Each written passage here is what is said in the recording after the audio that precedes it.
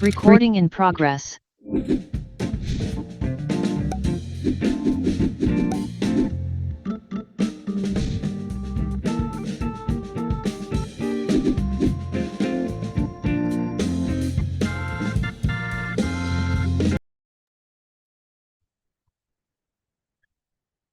Bismillahirrahmanirrahim. Assalamualaikum warahmatullahi wabarakatuh. Alhamdulillahirabbil alamin. Segala puji bagi Allah, Tuhan semesta alam, yang pada hari ini masih memberikan kesempatan untuk kita semua, Bro dan Usis, untuk hadir dalam kajian series online Yis Al-Azhar, Delisya, Dialog Lepas Isya. Salawat dan salam tak lupa kita panjatkan kepada Rasulullah Sallallahu Alaihi Wasallam, yang karena beliaulah Islam dapat menyebar ke seluruh penjuru bumi, termasuk bumi Nusantara Indonesia, sehingga kita dapat sampai kepada kita semua. Alhamdulillah. Dan alhamdulillah, Ahbro Nosis sekalian, kita ketemu lagi di majelis kajian series online Isa Al-Azhar Delisya, Dialog Lepas Isya. Nah, Delisya ini diselenggarakan oleh Yis Al-Azhar, merupakan organisasi kepemudaan yang ada di bawah YPI Al-Azhar dan didukung oleh Takmir Masjid Agung Al-Azhar. Nanti di Yis Al-Azhar ini tuh ada banyak kegiatan menarik seperti belajar bersama di BSQ atau Bimbingan Studi Quran, dan juga SII, Studi Islam Intensif. Nanti mungkin kalau SII sendiri ini kayak kelas tematik seperti itu. Kita juga ada fun activity lainnya kayak archery atau memanah, teater, bahasa Arab, dan kegiatan self-improvement salah satunya ada di divisi kajian yang tugasnya seperti ini, mengadakan program kajian yang diselenggarakan oleh Yis Al-Azhar, seperti itu. Dan alhamdulillah, Yis Al-Azhar dari siang malam hari ini diselenggarakan berkat kerjasama media partner dari @ngajiyu, U-nya K-nya 2, YUKK, juga ada @pemburu kajian, dan juga ada @JPRMI_DKI, Jaringan Pemuda dan Remaja Masjid Indonesia Wilayah Jakarta, sekaligus staff terdepan lahirnya pemimpin muda berbasis masjid. Alhamdulillah. Oke, perkenalkan nama saya Putra selaku moderator pada malam hari ini. Nanti insya Allah menemani Bro dan Uksis kalian di kajian series online bab Toharoh ke-7, kupas tuntas nifas dan istihadoh part 2. Jadi part satunya sudah kemarin, dan ini sudah di bab ke-7. Adalah bab terakhir dari series Toharoh. Jadi dari awal 1, 2, sampai 7, ini sudah habis insya Allah untuk hari ini. Dan pekan depan kita akan buka bab baru. Babnya apa? Stay tune terus di akunnya Yis Al-Azhar, bisa tahu informasi di akun-akun IG dan YouTube kayak gitu. Dan karena sudah habis, kita nanti akan ada lomba resum kajian spesial untuk bab Toharoh. Untuk informasi lebih lanjutnya nanti Akhbar dan Usis bisa simak di sesi akhir. Jadi tetap gabung sama kita sampai nanti akhir kajian seperti itu. Nah, Muhammad mengajak Akhbar dan Usis kalian nih, sebelum kita mulai kajian, kita tegakkan adab-adab dalam kajian. Seperti pertama, meluruskan niat. Semoga niatnya lurus karena Allah Ta'ala ya. Dan yang kedua, kita awali dengan membaca doa. Semoga apa yang kita lakukan berkah karena Allah Ta'ala. Bismillahirrahmanirrahim. Dan juga silahkan disiapkan Akhbarul Usis catatannya. Lalu kalau mau lebih jos, kita wudhu dulu biar makin keren.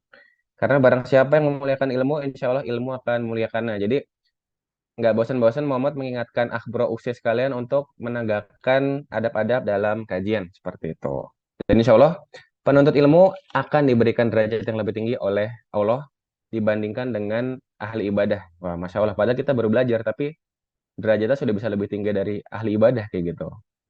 Nah, sebelum kita mulai kajian nih, kita awali dulu dengan pembacaan ayat suci Al-Quran, surat Al-Baqarah ayat 222 oleh Bang Nasrul. Oke. Assalamualaikum Bang. Waalaikumsalam warahmatullahi wabarakatuh. Sehat Bang? Ya, alhamdulillah. Suaraku kedengaran jelas, Mas Putra? Jelas. Oke, siap. Silakan Bang. Oke. Quran Surat Al-Baqarah ayat 222. A'udzu billahi minasyaitonir rajim. Bismillahirrahmanirrahim. Wa yas'alunaka 'anil mahiyid. قل هو أذى فاعتزلوا النساء في المحيض ولا تقربوهن حتى يطهرن فإذا تطهرن فأتوهن من حيث أمركم الله إن الله يحب التوابين ويحب المتطهرين. Artinya, mereka bertanya kepadamu tentang haid. Katakanlah, haid itu adalah suatu kotoran. Oleh sebab itu, hendaklah kamu menjauhkan diri dari wanita di waktu haid, dan janganlah kamu mendekati mereka sebelum mereka suci. Apabila mereka telah suci, maka campurilah mereka itu di tempat yang diberitakan Allah kepadamu. Sesungguhnya Allah menyukai orang-orang yang bertaubat dan menyukai orang-orang yang menyucikan diri. Alhamdulillah, jazakallah khair kepada Bang Nasrul sudah membacakan ayat suci Al-Quran. Semoga yang membacakan dan yang mendengarkan insya Allah diberikan balasan berlipat kebaikan dari Allah Subhanahu wa Ta'ala. Amin. Rabbal alamin. Nah, seperti biasa, sebelum kita mulai kajian pada hari ini, kita biasanya ada kuis dulu ya. Jadi kita sekalian mereview materi yang pekan lalu. Untuk nanti kuisnya, kita ada hadiah untuk dua orang pemenang, masing-masing GoPay senilai Rp25.000. Nanti untuk para pemenang jangan lupa chat ke Kak Dewi. Nanti bisa dicari nanti Kak Dewi di mana. Bisa di-chat di sini. Kalau tidak diklaim, nanti hadiahnya akan kita transfer ke rekening kajian di Salazar dan insya Allah akan digunakan untuk operasional kajian. Kalau tidak ada yang mengklaim, kalau ada ya tidak jadi seperti itu. Oke, mungkin dibacakan dulu aturannya. Seperti biasa nanti kuis akan dilakukan sebelum dimulai sekarang. Penjurian akan dilakukan oleh Ustadz Syafri. Alhamdulillah Ustadz sudah bersama dengan kita. Pertanyaan akan dibacakan satu persatu oleh saya selaku moderator dan akan ditampilkan oleh melalui share screen. Jadi nanti bisa dibaca bareng-bareng.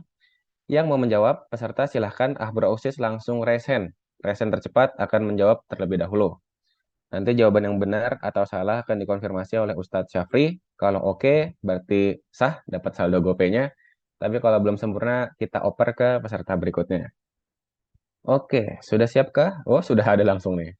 Pertanyaan pertama, sebutkan apa saja syarat darah dapat disebut darah nifas.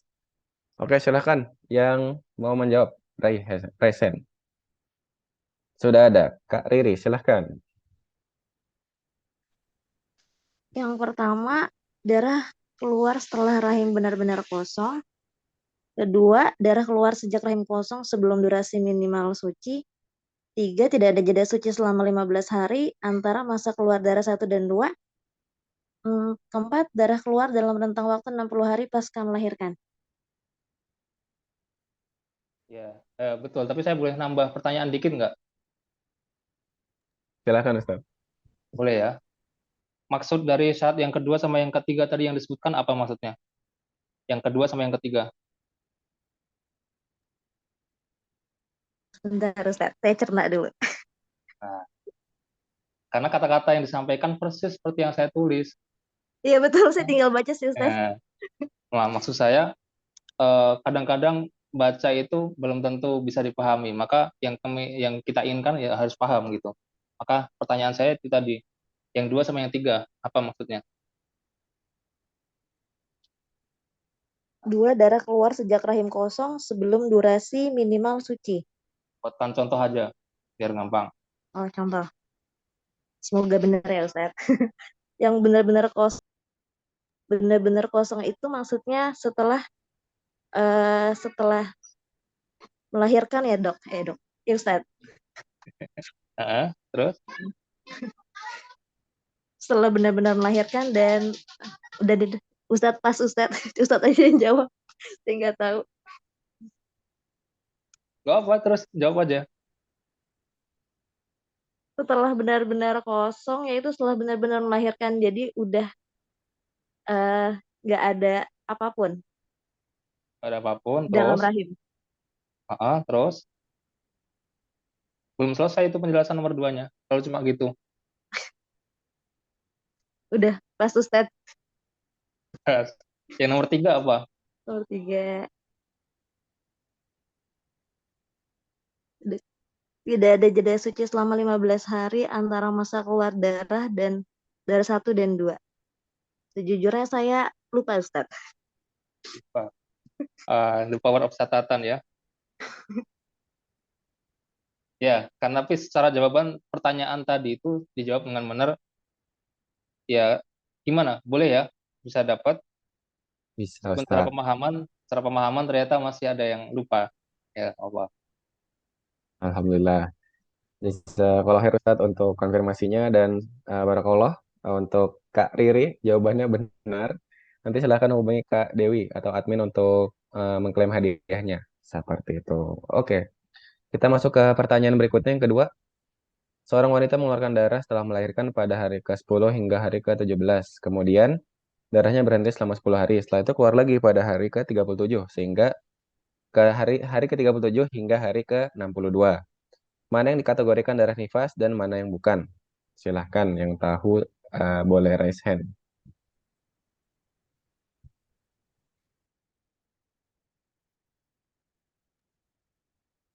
Nah, kalau ini benar-benar pemahaman, saya suka kalau terkait dengan pemahaman.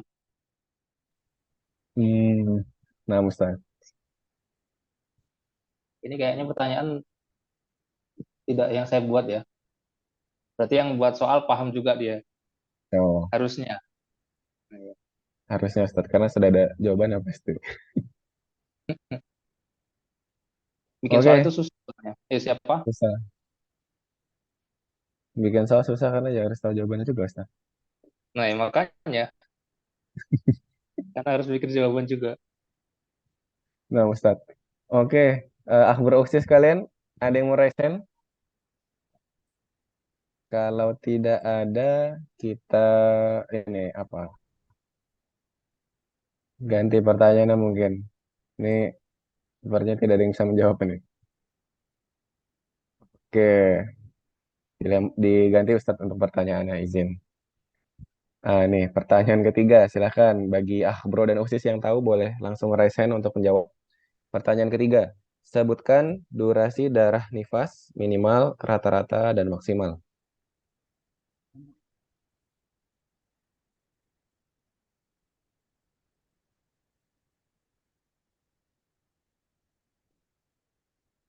Silahkan, ada yang tahu, Bro Usis kalian?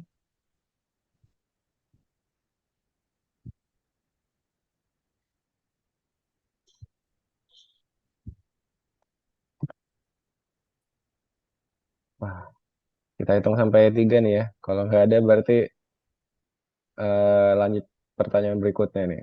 Ada, sudah. Kak Riri lagi, silahkan. Kalau nggak salah maksimalnya 60 hari bukan, Ustadz? Minimal 15.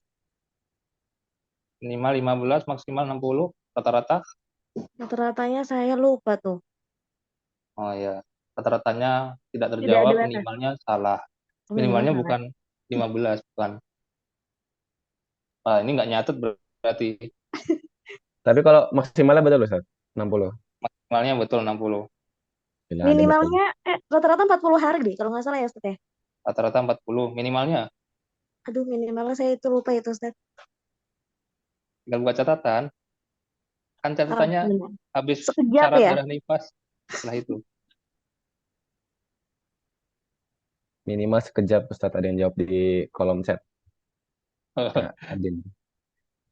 Andin. Oh ya, ya betul. Minimal sekejap, rata-rata 40 hari, maksimal 60 hari.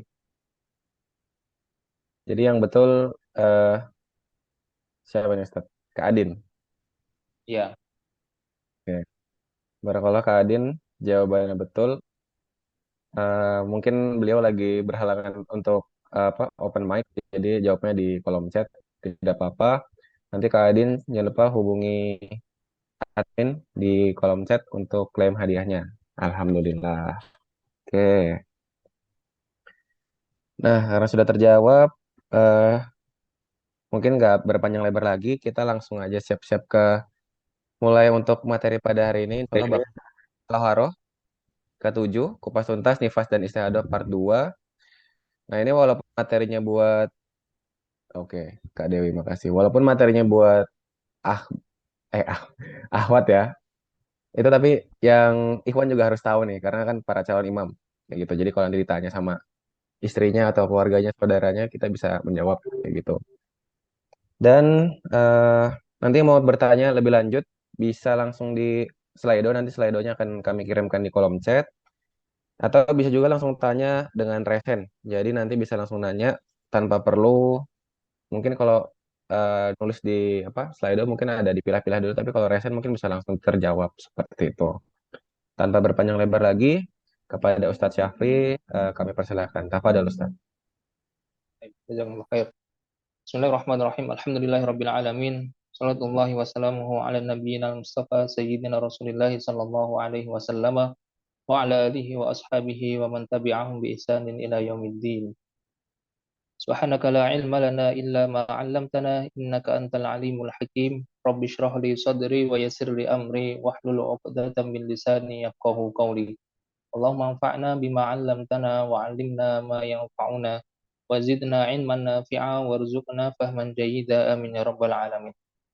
Teman-teman sekalian, ikhwan dan akhwat yang dirahmati Allah Subhanahu wa taala, kalau sesuai rencana harusnya 6 pertemuan kita akan membahas tentang toharoh. Ternyata meleset, nambah satu lagi. Kalaupun harusnya kalau mau lebih detail lagi tentang istihadhah, istihadhah itu bisa 2 pertemuan begitu. Tapi nanti kita habiskan 1 pertemuan, dan ya itulah rencana kita dengan rencana Allah itu beda. Kita merencanakan ada 6 pertemuan, ternyata Allah menghendaki pembahasan tentang fikih toharoh itu bisa sampai 7 pertemuan. 7 pertemuan aja ternyata belum bisa dipahami sepenuhnya gitu ya. Ada beberapa beberapa pembahasan itu yang masih rada ngambang.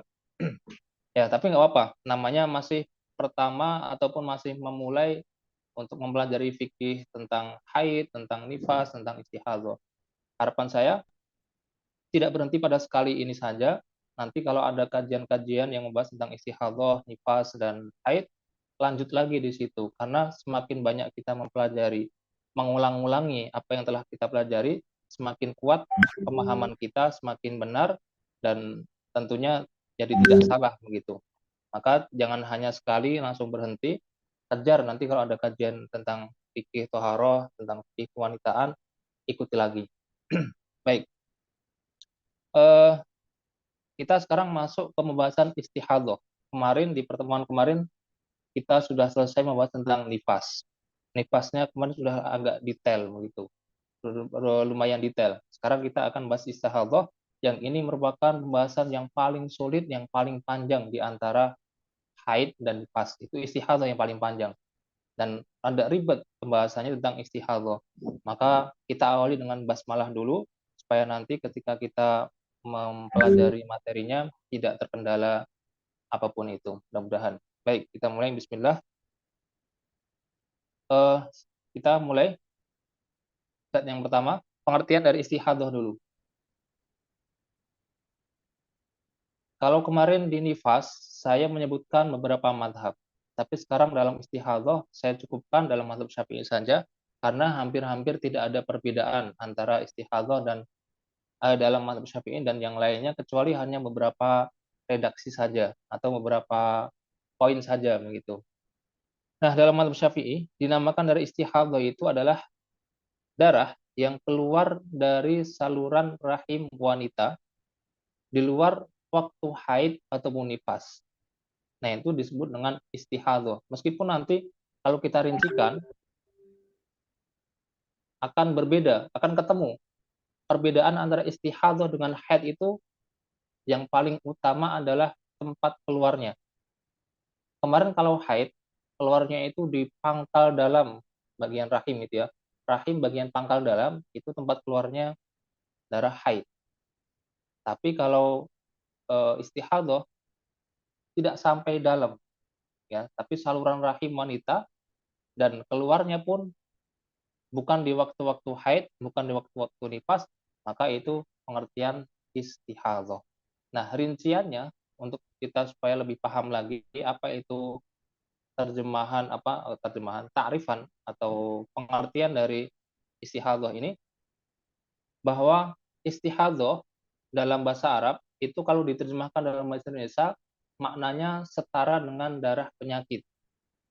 Orang kalau mengeluarkan darah istihadhah berarti darah yang keluar itu bukan darah yang sehat, bukan darah yang alami, tapi dia adalah darah penyakit yang kemudian konsekuensinya adalah orang kalau mengeluarkan darah istihadhah ini maka dia berstatus berhadas kecil. Beda dengan orang mengeluarkan darah nifas ataupun haid. Ketika keluar darah haid, wanita tersebut berstatus hadas besar. Ketika keluar darah nifas, wanita tersebut berstatus hadas besar. Nah, kalau darah penyakit yang keluar, maka statusnya bukan hadas besar, tapi hadas kecil. Maka nanti beda, sama-sama keluar darah, sama-sama berwarna merah misalkan. Yang satu dihukumi haid, yang satu dihukumi istihadhah, konsekuensinya berbeda antara orang yang haid dengan istihadhah. Nanti kita akan bahas konsekuensinya apa saja. Ya, yang pertama itu ya, istihadhah itu adalah darah penyakit yang menyebabkan orang wanita yang mengeluarkan darah tersebut berhadas kecil. Yang kedua, poinnya adalah dinamakan darah istihadhah ketika keluarnya bukan di waktu haid, bukan di waktu nifas. Sal, waktu haid itu bisa banyak pembahasannya. Contohnya, saya contohkan satu saja. Orang yang haid minimal berapa umurnya? Sudah kita bahas ya. Orang yang haid minimal berapa kemarin?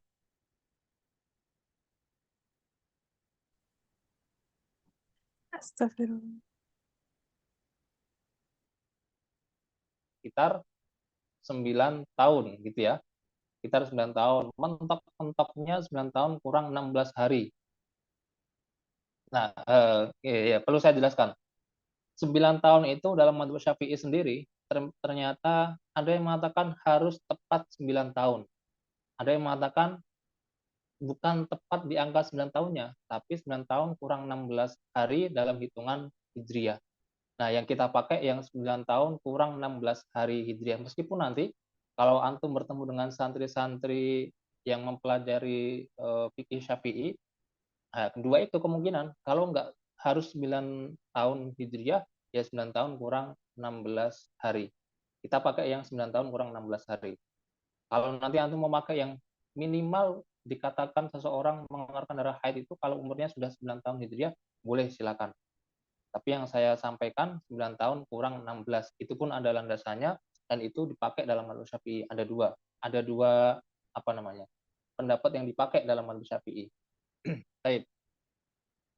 Nah, keluarnya bukan di waktu haid. Berarti contohnya adalah ketika orang wanita umur 8 tahun kok dia sudah mengeluarkan darah, berarti darah tersebut dipastikan bukan darah haid.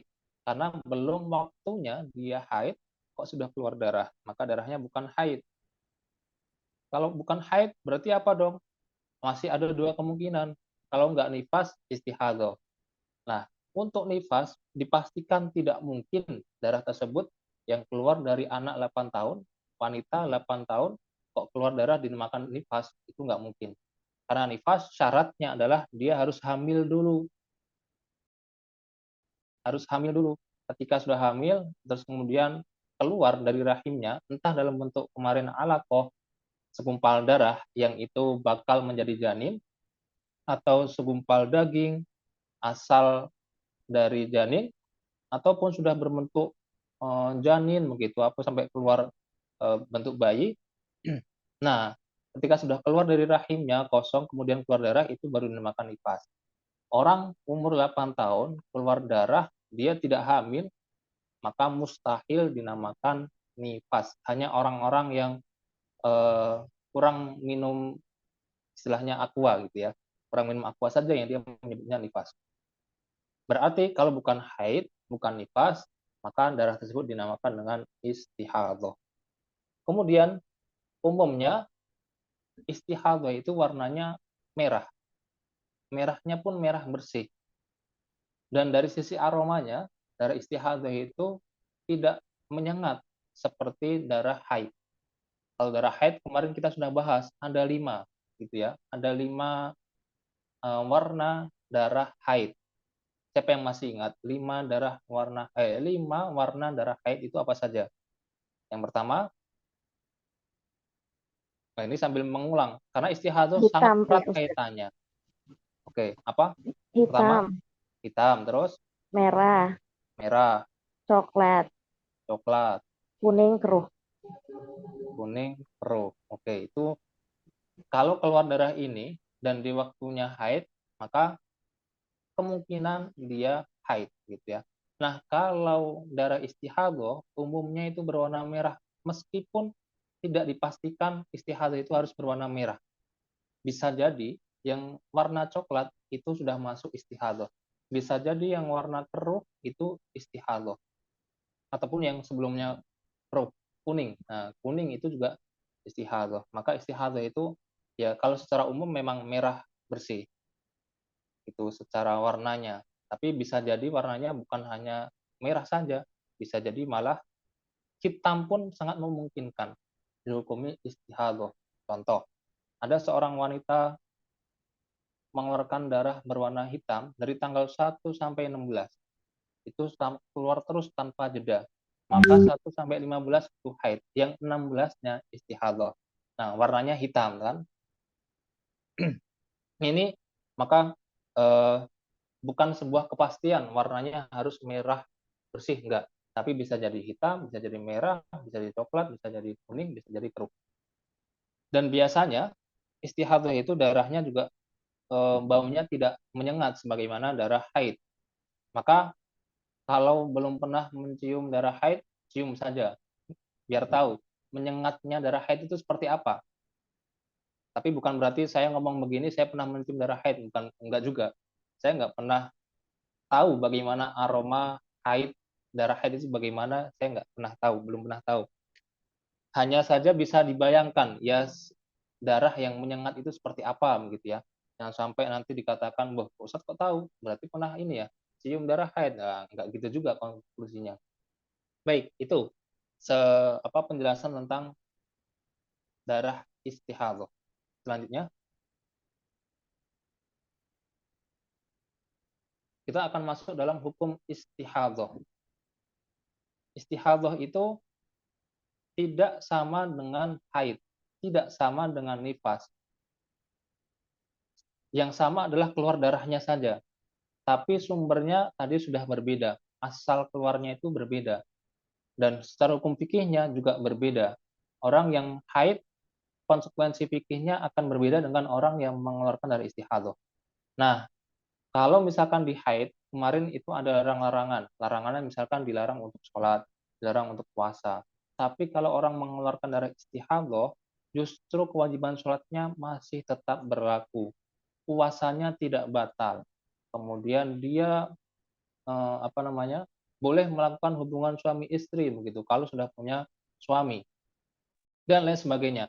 Artinya adalah konsekuensi konsekuensi darah istihadah berbeda dengan konsekuensi darah haid. Nah, semua yang terlarang untuk wanita yang mengeluarkan darah haid itu tidak berlaku untuk yang istihadah. Kita merujuk sedikit, apa saja larangan untuk yang haid? Kemarin tidak boleh sholat gitu ya. Nah, kalau dalam istihadah itu nggak berlaku. Wanita tetap terkena kewajiban sholat. Next, coba diklik lagi. Nah, sholat itu dilarang untuk orang yang haid, dilarang untuk orang yang nifas, tapi untuk orang yang istihadah, kewajiban sholat masih tetap harus dia laksanakan. Justru kalau dia, masalahnya di sini, orang kalau menganggap semua darah yang keluar itu haid, kemudian dia tidak sholat, bahaya. Berapa banyak utang kemungkinan yang dia akan tanggung. Utang sholatnya itu berapa banyak yang harus dia tanggung. Padahal secara fikih ini hukumnya dari istihadah. Terus karena dia mengiranya ini adalah haid, maka dia nggak sholat gitu aja. Nah, maka jangan sampai. Nanti kita bahas istihadah itu bagaimana ketentuannya. Yang pertama, istihadah tetap sholat. Yang kedua, istihadah itu tetap puasa. Misal, tanggal berapa? 25 Sya'ban sampai 30 dia keluar darah haid. Tanggal 1 Ramadan itu keluar darah, tapi secara fikih dinamakan istihadhah. Maka karena 1 Ramadan itu adalah awal mula seorang muslim terkena kewajiban puasa, saat itu juga dia juga harus berpuasa. Tidak boleh karena menganggap kemarin 5 hari saya haid, kemudian ini keluar lagi, padahal secara fikih istihadhah, lalu dia nggak mau puasa, berarti dia punya hutang puasa. Dan dia melakukan sebuah dosa, karena harusnya dia berpuasa, malah tidak berpuasa. Baik, selanjutnya, tawaf itu juga tidak menghalangi orang yang istihadhah, tapi nanti ada tata caranya. Sholat pun begitu. Seorang wanita yang mengeluarkan darah istihadhah, kewajiban sholatnya tetap berlaku, namun ada ketentuan-ketentuannya. Tata cara sholatnya itu akan berbeda dengan orang yang normal.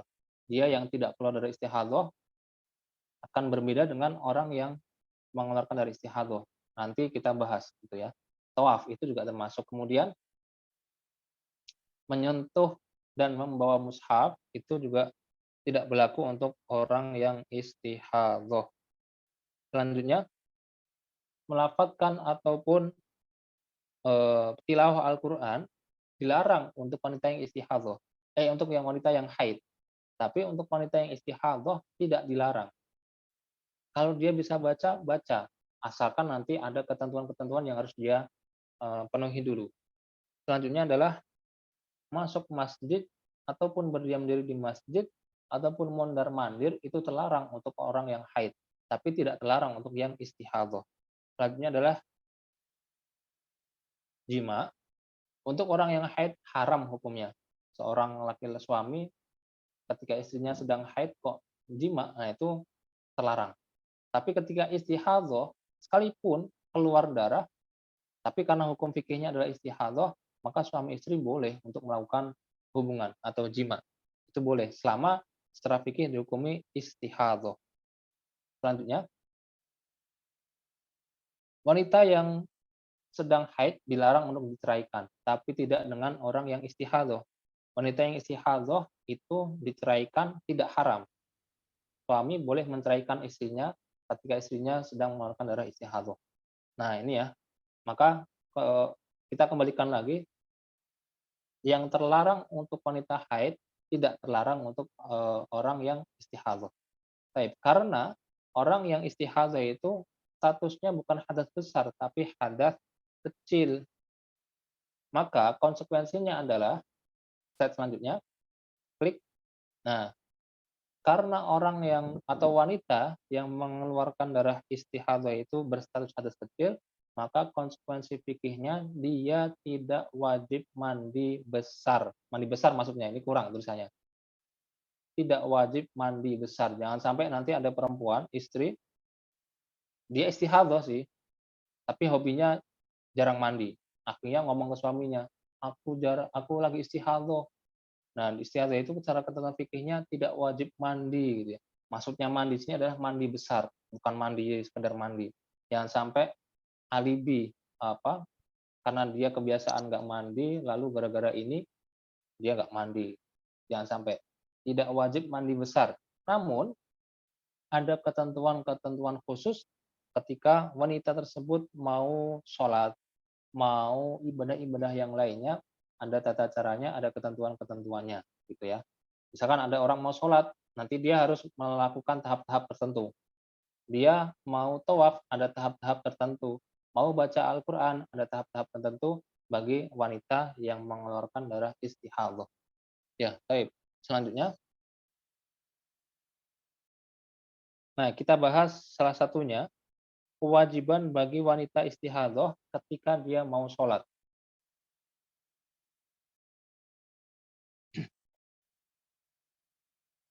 Saya ulangi, orang kalau keluar dari istihadhah, kewajiban sholatnya tidak gugur. Harus tetap dilaksanakan. Maka ketika dia mau sholat, rangkaian-rangkaian ini harus dia lakukan. Yang pertama, karena keluar darah dari kemaluan wanita, yang disebut dengan darah istihadhah, maka sebelum sholat, dia wajib untuk membersihkan area-area yang terkena darah istihadhah tadi. Ya, harus pakaiannya pun juga harus yang terkena pakaian yang terkena darah harus diganti. Jangan sampai sholat menggunakan pakaian tersebut. Celana yang terkena darah istihadhah harus diganti sebelum dia mengerjakan sholat. Nah, selanjutnya yang kedua, setelah dibersihkan najisnya, dibersihkan darahnya, disucikan, lalu yang kedua dia harus menyumbat supaya darah istihadhahnya tidak keluar terus. Ketika dia sholat, darahnya tertahan oleh penyumbat tersebut. Nah, penyumbat ini bisa disebut ada dengan menggunakan tampon. Kalau orang-orang dulu itu menyumbatnya dengan ya sekedar kapas dimasukkan ke dalam kemaluan wanita begitu. Tapi seiring dengan perkembangan zaman, ada kemudian tampon. Tampon itu juga dari kapas juga. Dari kapas, ada yang dari bahan-bahan yang lain yang itu menyerap darah. Nah, nanti dimasukkan ke dalam kemaluan wanita, dan setelah dimasukkan penyumbatnya tadi itu, dia memakai pembalut ataupun yang sejenisnya. Kalau nggak punya pembalut, bisa pakai kain gitu. Tapi yang disarankan adalah penyumbat. Dia harus nyumbat dulu. Harus ada penyumbatnya supaya darahnya ketika dia sholat itu tidak keluar karena tertahan oleh penyumbat. Namun penyumbat ini ada syaratnya. Yang pertama, klik. Ketika memakai penyumbat tampon ataupun yang lebih modern lagi menggunakan menstrual cup yang terbuat dari silikon ataupun plastik begitu ya. Dia tidak menyerap, hanya menampung dan bisa dipakai untuk berkali-kali. Boleh memakai menstrual cup ataupun tampon yang terbuat dari kapas ataupun semisalnya yang bisa menyerap, itu boleh dipakai selama tidak ada mazorotnya, tidak berpengaruh kepada kesehatan seorang wanita, ataupun tidak sampai memecah selaput darah, gitu ya. Selama tidak membahayakan seperti itu, maka wanita bisa memakai penyumbatnya yang berupa tampon ataupun menstrual cup. Nah, yang menjadi masalah sekarang tampon itu apakah berpotensi untuk memecah selaput darah atau tidak? Karena sebenarnya terpecahnya selaput darah itu bukan sebuah keharaman dalam Islam. Ketika ada wanita belum menikah misalkan, kok selaput darahnya pecah, itu tidak berarti wanita tersebut dosa secara hukum fikihnya. Tetapi secara hukum sosialnya, kok wanita belum menikah kok selaput darahnya sudah pecah, nah secara sosialnya itu semacam semacam aib begitu ya, semacam aib. Padahal secara fikihnya tidak. Namun demi menghindari efek sosial tersebut, kalau memakai menstrual cup ataupun tampon itu berpotensi memecah selaput darah, maka itu termasuk mudorot. Nah, kalau dia masuk mudorot, kalau itu menyebabkan ada mudorot, maka boleh untuk tidak memakai penyumbat yang terbuat dari atau yang disebut dengan menstrual cup ataupun tampon tadi. Tapi kalau dipastikan aman, silahkan pakai penyumbat tersebut karena yang paling bagus bagi orang yang istihadhah, itu ya menggunakan penyumbat tadi. Karena itu sangat meminimalisir darah keluar kemana-mana. Meskipun nanti pro kontra ya, memakainya itu ya antum baca-baca sendiri nanti. Apa kelebihan menggunakan tampon, apa kelebihan menggunakan menstrual cup, apa kelebihan menggunakan pembalut, begitu. Antum cari-cari sendiri. Nah, yang penting poin pertamanya tidak menyebabkan mudorot. Kemudian yang kedua, orang yang menggunakan tampon ataupun menstrual cup tidak boleh dalam keadaan puasa. Tidak boleh dalam keadaan puasa. Maka bagi orang yang sedang berpuasa Ramadan misalkan, itu ketika dia mengalami istihadhah, ya jangan pakai tampon ataupun jangan pakai menstrual cup, tapi menggunakan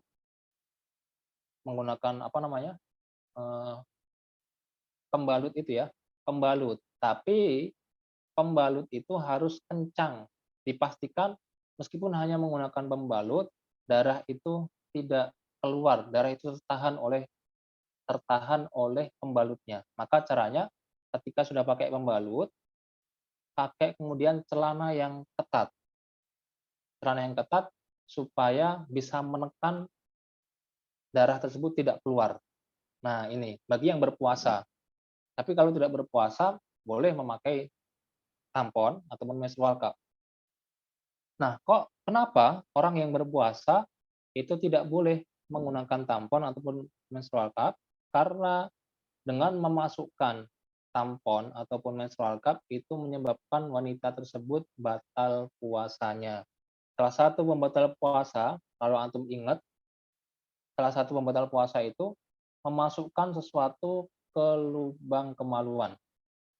Otomatis batal apapun yang dimasukkan.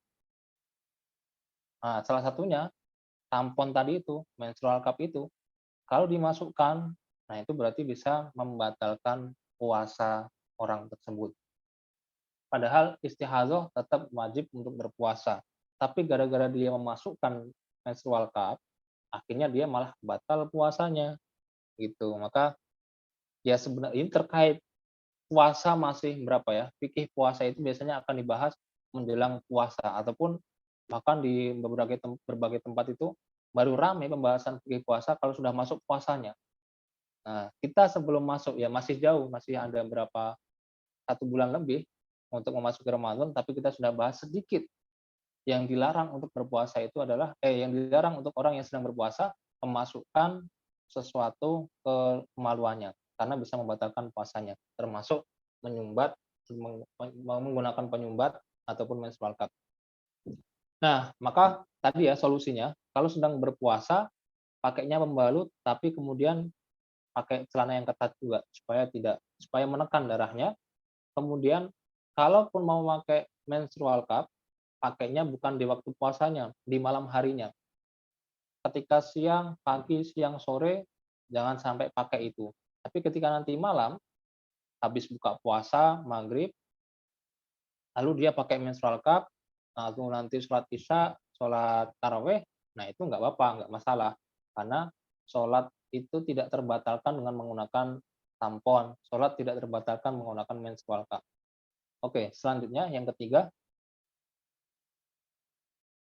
syarat yang ketiga, tampon itu sifatnya harus dia pakai. Karena saking misalkan derasnya darah yang keluar dari kemaluan wanita, darah istihadah itu terlalu deras. Kalau cuma pakai pembalut, nggak cukup. Maka dia harus pakai tampon. Nah, ketika ada keharusan untuk memakai, maka itu menjadi syarat. Tapi kalau tidak ada keharusan, karena dari istihadah itu keluarnya misalkan cuma dikit. Dia keluar, tapi cuma dikit-dikit. Misalkan per 4 jam yang nggak banyak gitu ya, tetesannya itu nggak banyak, tapi per 4 jam ya keluar begitu. Maka karena nggak harus pakai tampon, apalagi bagi seorang yang gadis, boleh pakai pembalut. Karena tampon itu tidak keharusan bagi dia. Beda kalau keluarnya terus banget. Pakai pembalut, baru dipakai, sudah harus diganti. Harus dipakai, harus diganti. Baru dipakai, diganti lagi. Begitu, maka dia harus pakai tamponnya itu. Nah, ketika ada keharusan seperti itu, maka itu sudah menjadi syarat dia memakai tampon, penyumbat. Tape. Itu syarat yang terkait dengan penyumbat. Selanjutnya, kalau sudah disumbat, kan tadi yang pertama sudah dibersihkan dulu. Kemudian langsung setelah dibersihkan, jangan berleha-leha, tapi langsung disumbat. Sudah disumbat, langsung dia berwudu. Dan pastikan ketika berwudu, itu wudunya dilakukan sudah masuk waktu sholat fardu. Misal, mau sholat zuhur, maka bagi orang yang istihadhah, tidak boleh wudunya dikerjakan sebelum masuk waktu sholat. Ketika sudah adzan, lalu dia membersihkan najisnya itu, lalu disumbat, setelah disumbat langsung dia wudu. dan wudhunya berlaku untuk setiap satu sholat wajib 1 kali wudhu.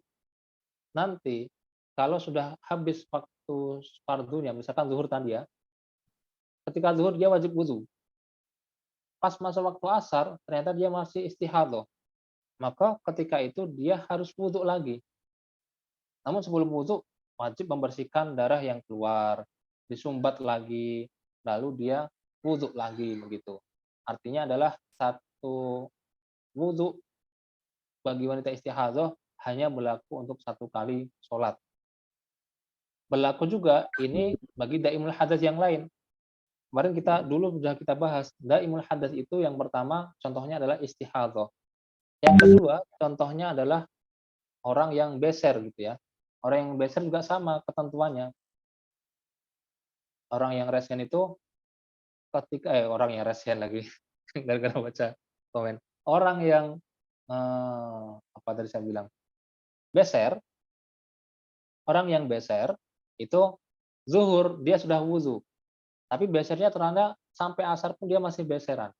Maka ketika asar dia wajib mensucikan area yang terkena air kencing beser tadi itu. Lalu kalau bisa disumbat, disumbat. Laki-laki, perempuan kalau bisa disumbat, sumbat. Setelah disumbat baru nanti berwudu. Berwudu ketika waktu sholatnya.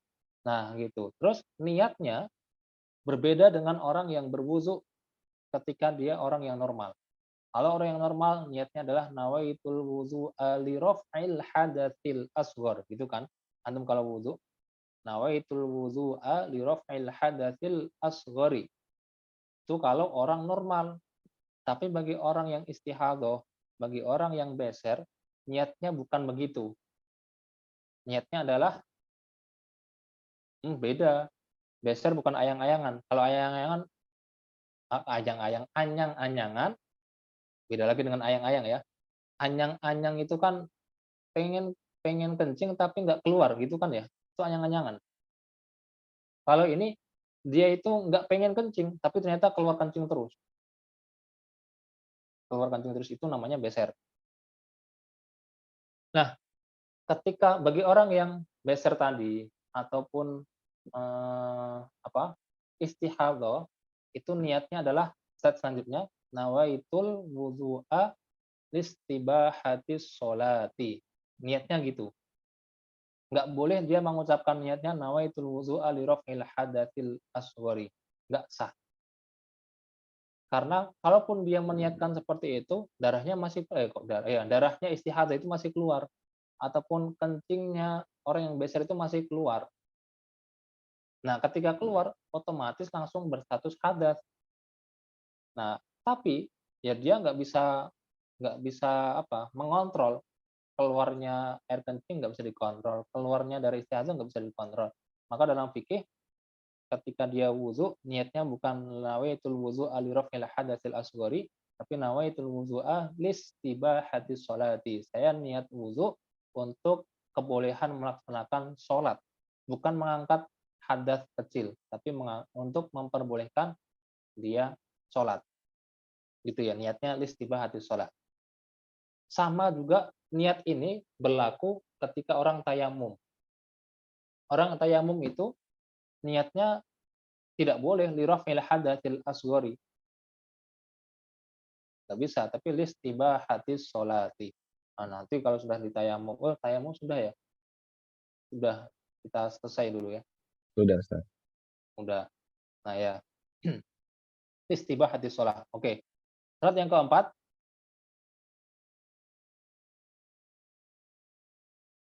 Semua aktivitas di atas, nomor 1, 2, 3, itu dilakukan secara mualah dan tidak terputus-putus. Nah, pertanyaan saya, mualah itu apa?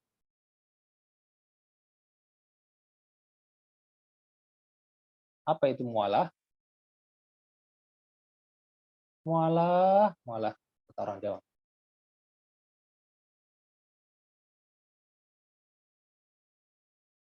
Mualah berlanjut, Ustadz. Ya, berkelanjutan, continue, nggak boleh Berkelanjutan. Siap. terjeda dalam waktu yang lama. Batasan lama itu apa?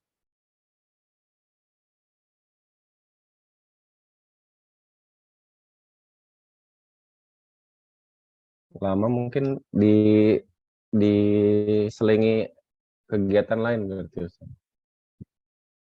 Masih belum. Putus wudhu itu masih boleh, asalkan tidak sampai kehilangan mualah. Nah, mualah itu ada batasannya. Apa batasannya? Kan dalam wudhu itu ada mualah, ada tartib. Sudah pernah kita bahas. Tartib sesuai urutan. Kalau mualah tidak terjeda, yang batasannya itu ketika kita membasuh muka, kemudian kita basuh tangan, air yang ada di muka itu belum kering. Itu mualah namanya. Air wudhu yang terkena anggota badan belum kering, maka dia mualah. Kalau antum basuh wajah, lalu jeda dulu. Setelah jeda, antum basuh tangan. Nah, pas basuh tangan itu, air yang di muka sudah tidak ada, sudah kering. Nah, itu berarti dia harus mengulangi lagi. Karena mualah dalam wudhunya orang yang istihadhah, ataupun mualah dalam wudhunya orang yang beser, itu hukumnya wajib. Beda dalam hal wudhu bagi orang normal.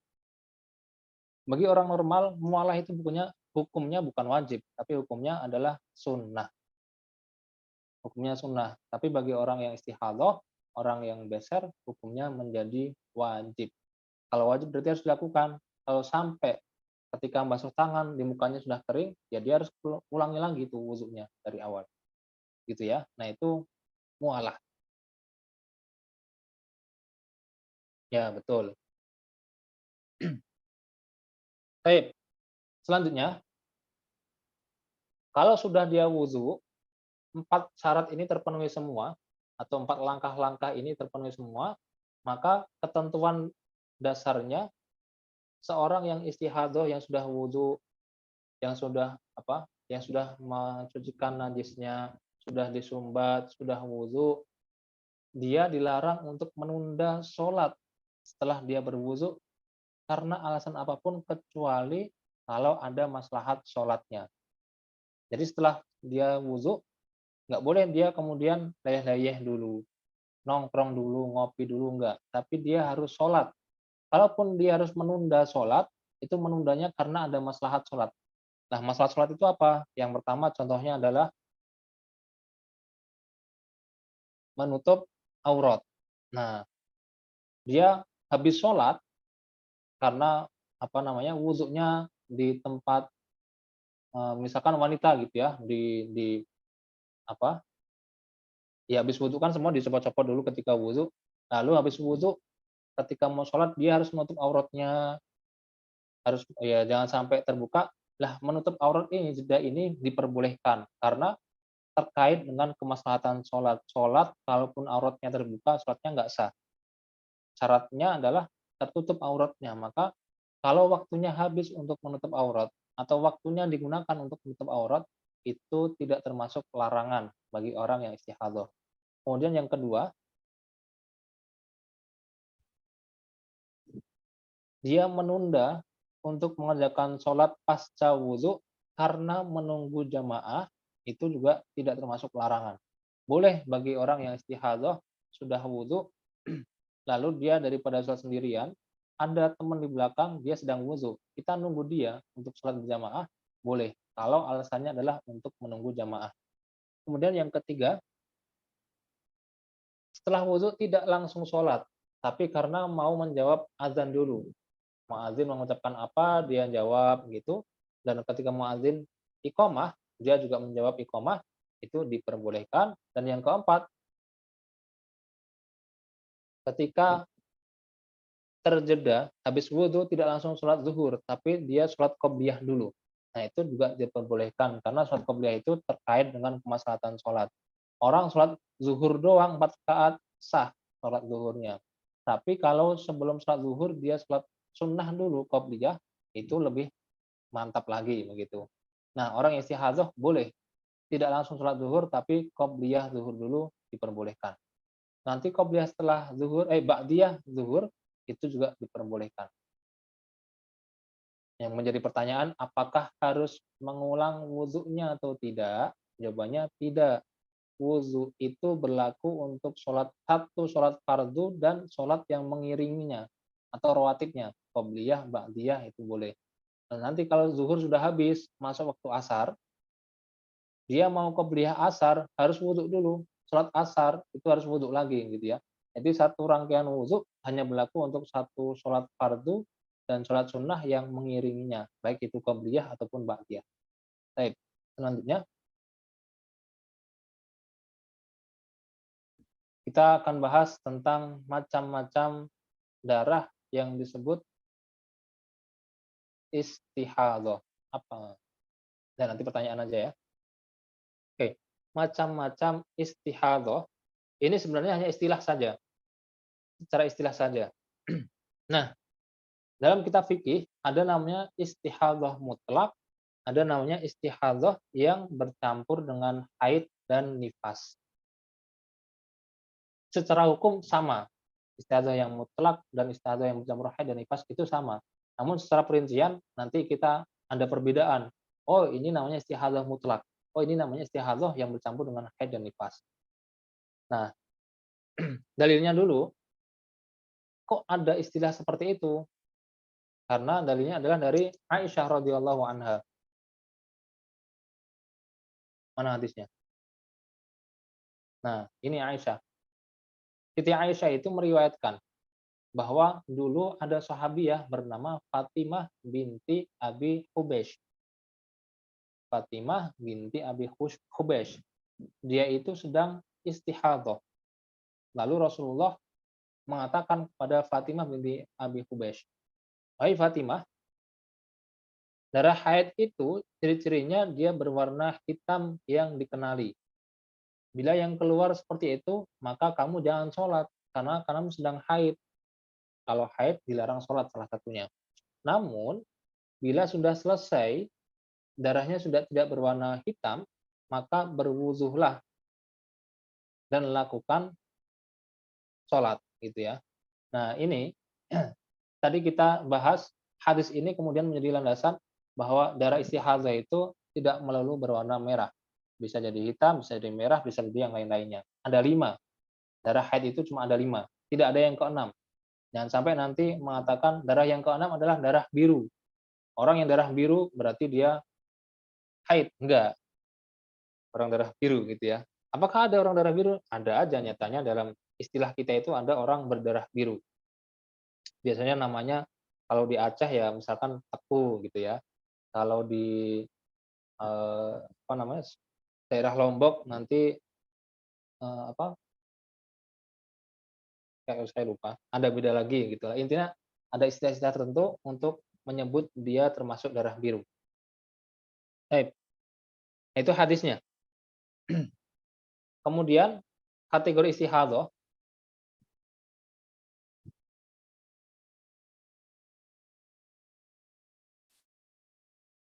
semua yang akan disebutkan itu masuk kategori dari istihadah. Yang pertama adalah keluar darah sebelum usia minimal haid. Itu termasuk disebut dengan istihadah. Misalkan tadi contohnya, orang umur 8 tahun, kok sudah keluar darah, maka darah tersebut namanya istihadah, bukan darah haid. Meskipun keluar terus-menerus selama 2 hari kali 24 jam. Jadi keluarnya kalau di total 48 jam. Secara durasi darah haid bisa masuk. Tapi secara usia orang yang bisa mengeluarkan darah haid itu tidak masuk. Maka kalau ada umur 8 tahun kok keluar darah meskipun 48 jam maka namanya bukan haid tapi namanya istihadah. Yang pertama, yang kedua, keluar darah kurang dari durasi minimal haid. Nah, kita ingat lagi, minimal haid itu darah dikatakan darah haid kalau minimalnya adalah 1 hari 1 malam secara terus-menerus keluar, ataupun kalaupun keluarnya terputus-putus, maka total keluarnya itu 24 jam selama rentang 15 hari. Itu ya, darah haid. Antum ingat, jangan sampai lupa. Nah, kalau dia kok keluar darah tapi tidak sampai durasi minimal haid, maka namanya adalah istihadhah. Selanjutnya, keluar darah tapi melewati batas maksimal haid. Nah, harus diingat lagi, maksimal haid itu berapa? 15 hari rentan waktunya, ya 15 hari kali 24 jam, itu maksimal. Maksimalnya 15 hari kali 24 jam. Nah, kalau keluar di hari ke-16 kok keluar, berarti darah tersebut bukan lagi darah haid, tapi namanya darah istihadhah. Sekalipun warnanya masih berwarna hitam, masih pekat, tapi karena sudah melewati batas maksimal dari haid, maka namanya bukan lagi haid, tapi istihadhah. Selanjutnya, keluar darah sebelum melahirkan, itu namanya bisa jadi haid, bisa jadi istihadhah, sesuai dengan kriterianya. Kemarin sudah kita bahas ya, darah yang keluar setelah rahim kosong namanya nifas.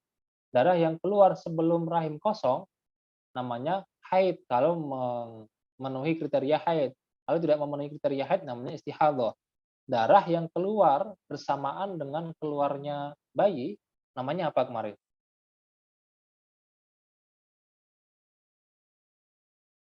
Ayo, baru minggu kemarin. Darah yang keluar pas rahim kosong, nifas. Darah yang keluar sebelum rahim keluar, janin keluar, namanya haid ataupun istihadhah. Darah yang keluar bersamaan dengan keluarnya bayi namanya adalah lupa. Oke, namanya lupa ya. Padahal saya kemarin nyebutnya bukan lupa, namanya adalah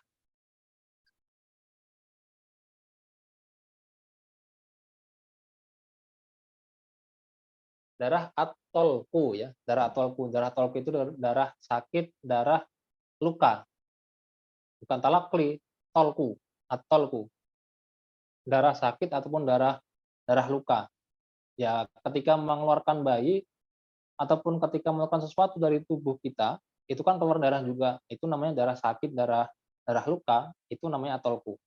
Nah, oke. Selanjutnya,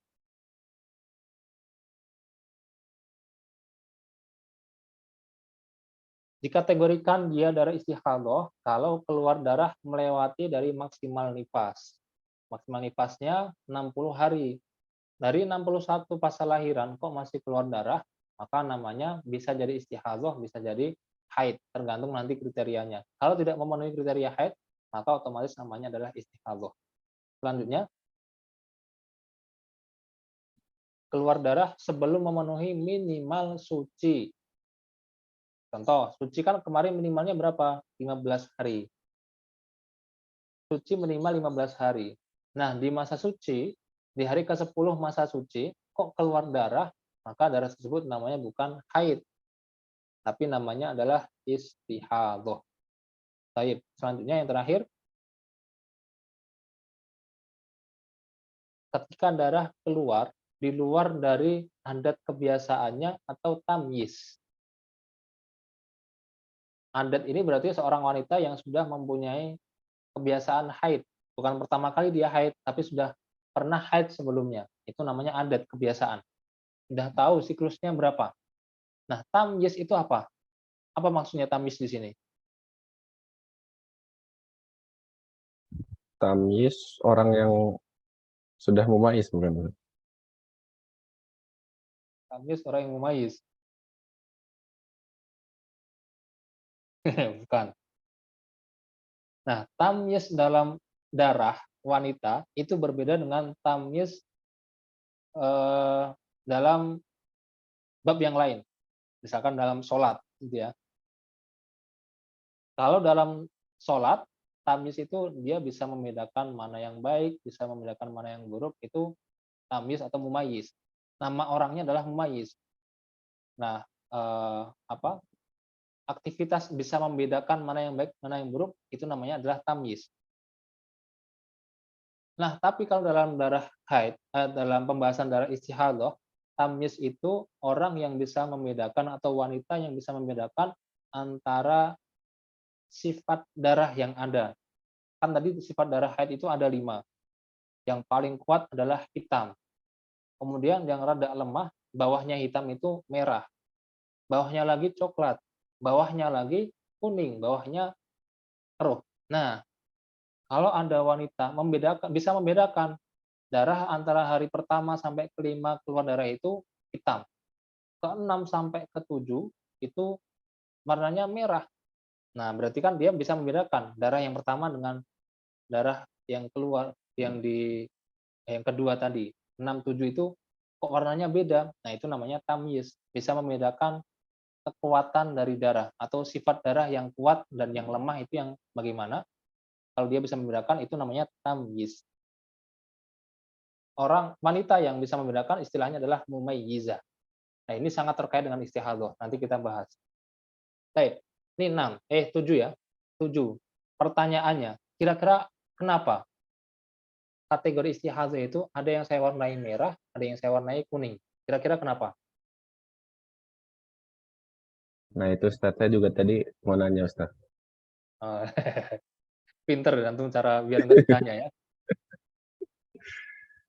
Kenapa itu saya bedakan? Ada yang merah, ada yang kuning.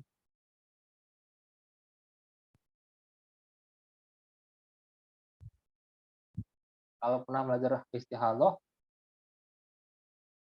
ya tahu. Kan kuning maksimal. Kuning maksimal. Nah, itu kuning yang terakhir. Hati-hati, merah berhenti. Bukan. Baik. Untuk bisa menjawab, coba antum kembali lagi ke slide sebelumnya. Nah, sudah bisa terjawab?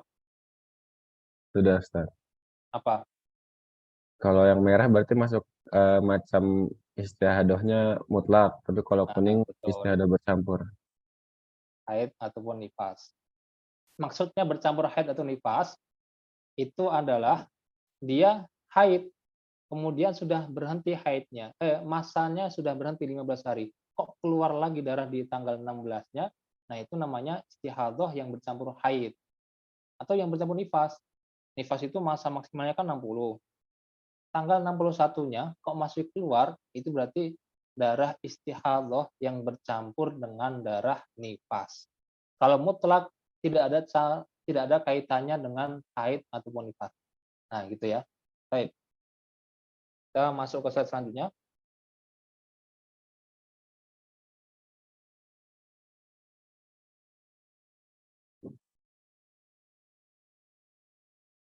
Nah, rumusnya adalah istihadah mutlak itu atau darah yang disebut dengan istihadah mutlak kalau keluarnya di masa suci. Tidak berurutan, tidak berbarengan, tidak berurutan dengan haid ataupun nifas. Dia sedang masa suci kok keluar darah, ya namanya darah istihadah mutlak. Itu cuma penamaan. Baik. Sekarang yang kedua bercampur haid dan nifas. Nah, ini yang rumit di sini. Banyak orang mengalami, tapi banyak orang tidak tahu. Yang tidak mengalami, tidak tahu, lebih banyak. Laki-laki nggak tahu tentang ini, ya banyak sekali lah. Nah, perempuan yang mengalami, tapi dia tidak tahu, juga banyak. Coba sekarang. Yang pertama, ada istilah istihadah atau wanita istihadah, darah istihadah yang keluar pasca haid ataupun pasca nifas, itu ada istilah namanya mubtada'ah mumayyizah. Ada yang tahu apa itu mubtada'ah mumayyizah? Nggak tahu ya? Atau sambil antum tulis jawabannya kalau mau nulis. Saya sebutkan lagi yang kedua. Ada istilah yang kedua bagi wanita istihadah itu mubtada'ah ghair mumayyizah. Oke, yang ketiga ada istilah lagi mu'tadah mumayyizah. Yang keempat mu'tadah ghair mumayyizah. Yang kelima mutahayyirah mutlaqah. Yang keenam mutahayyirah dzakirah lil waqti nasi'ah lil adad. Yang keenam mutahayyirah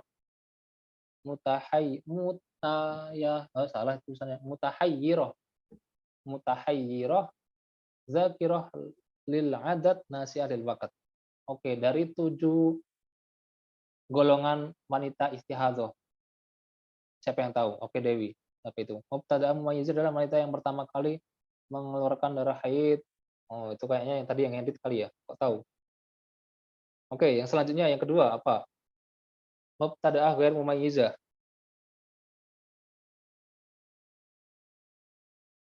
Ya, antum tulis saja. Kalau yang bawa tulisan, antum tuliskan. Mubtada'ah itu artinya wanita yang baru pertama kali mengeluarkan darah haid.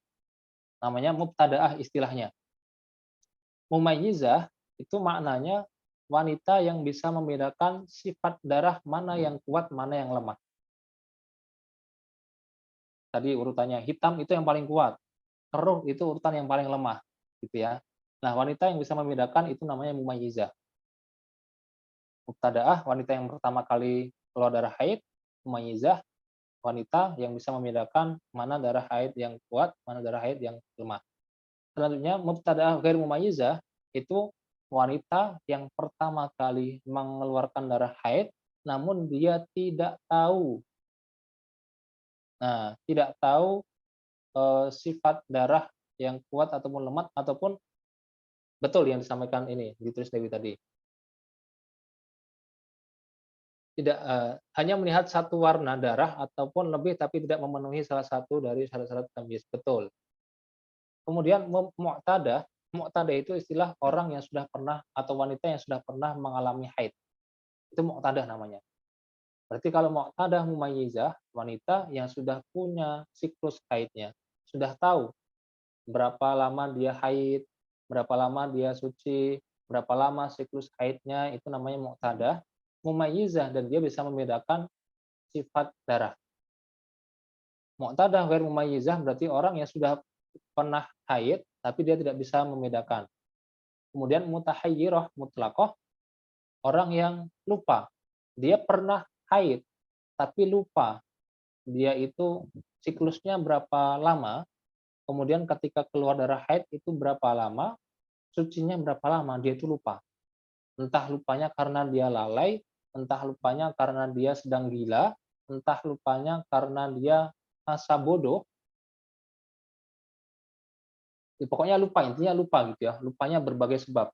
Itu namanya mutahayyirah, mutlaqah. Dia lupa dengan siklus haidnya, lupa dengan berapa lama dia haid itu berapa lama durasinya, dia juga lupa. Itu namanya mutahayyirah mutlaqah. Yang keenam, mutahayyirah dzakirah lil waqt. Orang yang lupa tentang haidnya, yang diingat hanya siklusnya saja. Siklusnya dia itu haidnya per 25 hari. Atau siklusnya dia haid itu per 30 hari, 35 hari. Itu namanya ingat siklusnya. Tapi lupa berapa lamanya dia itu haid. Sekalinya haid berapa lama. Nah, dia tuh lupa. Itu kategori yang keenam. Kemudian kategori yang ketujuh, orang yang lupa, yang diingat itu hanya dia pokoknya ingat yang haid, kalau sekalinya haid dia 5 hari, haid 4 hari, haid 7 hari. Itu yang ketujuh ini. Namun dia lupa siklusnya. Dia lupa siklusnya. Haidnya 5 hari, tapi siklusnya berapa lama? Nah, dia itu lupa. Itu kategori yang ketujuh.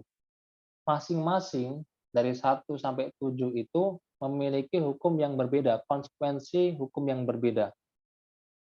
Konsekuensi hukum yang berbeda. Namun karena ini membutuhkan waktu yang sangat panjang kalau kita bahas satu persatu, maka kita bahas sebagiannya saja. Yang pertama misalkan mubtada'ah mumayyizah. Slide selanjutnya.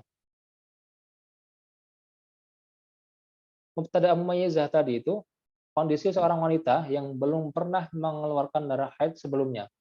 Lalu saat haid datang, darahnya diiringi oleh darah istihadhah. Dan wanita tersebut mampu membedakan antara sifat darah yang kuat dan lemah. Nah, itu namanya mubtada'ah mumayyizah. Pahami ya? Pengertian mubtada'ah mumayyizah. Maka kalau antum sudah pernah atau wanita sudah pernah haid, ya ini sudah tidak berlaku lagi. Karena ini hanya berlaku untuk orang yang baru pertama kali haid. Tapi meskipun sudah berlalu, sudah pernah haid, bukan berarti kemudian ilmunya tidak perlu kita pelajari, enggak.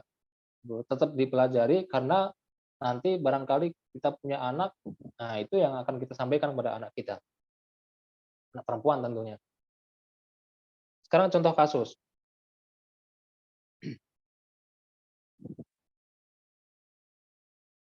Ada seorang wanita melihat darah untuk pertama kalinya berwarna hitam yang selama 10 hari. Ya, keluar darah berwarna hitam selama 10 hari. Kemudian darah di 10 hari yang kedua, dari tanggal 11 sampai 20, keluar darah merah selama 10 hari. Kemudian darahnya berhenti keluar. Tanggal 21 sudah tidak keluar darah. Artinya tanggal 1 sampai tanggal 20 keluar darah. Darah yang pertama, 10 hari pertama itu hitam. 10 hari yang kedua, merah. Hitam dan merah sama-sama darah haid. Pertanyaannya, mana yang disebut dengan darah haid, mana yang disebut bukan darah haid?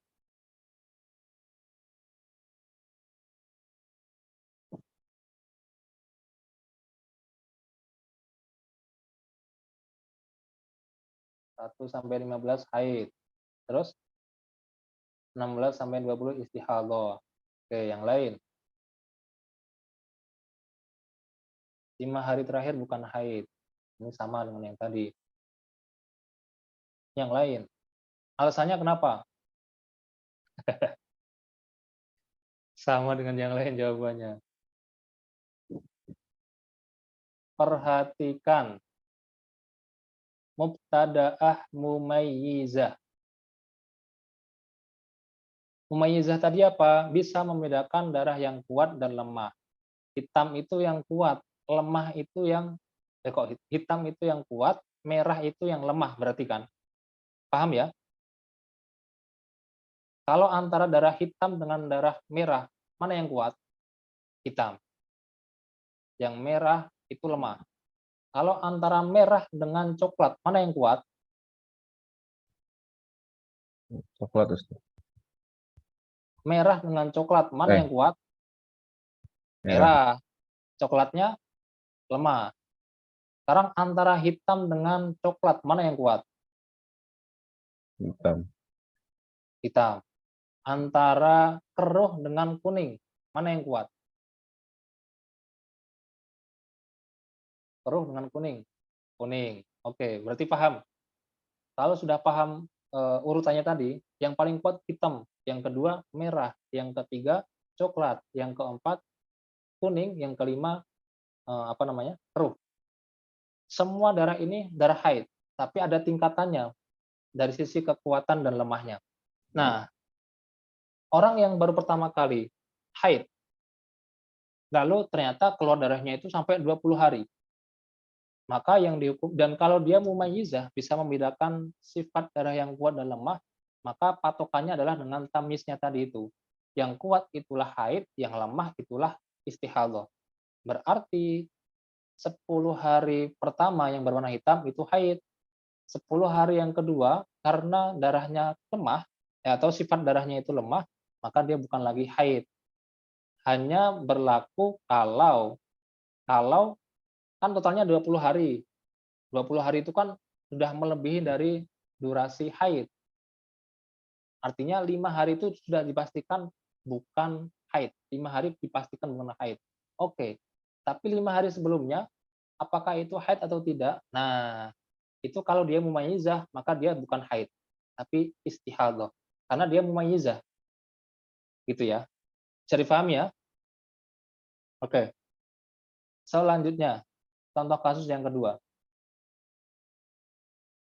Seorang wanita melihat darah untuk pertama kalinya berwarna hitam selama 7 hari. Kemudian keluar darah berwarna merah selama 7 hari berikutnya, berarti 14 hari. Kemudian darah hitam lagi kemudian darah hitam lagi di 7 hari selanjutnya. Berarti keluar darah kalau di total selama 21 hari. Cuma 7 hari pertama hitam, 7 hari yang kedua merah, 7 hari yang ketiga hitam lagi. Nah, ini bagaimana jawabannya?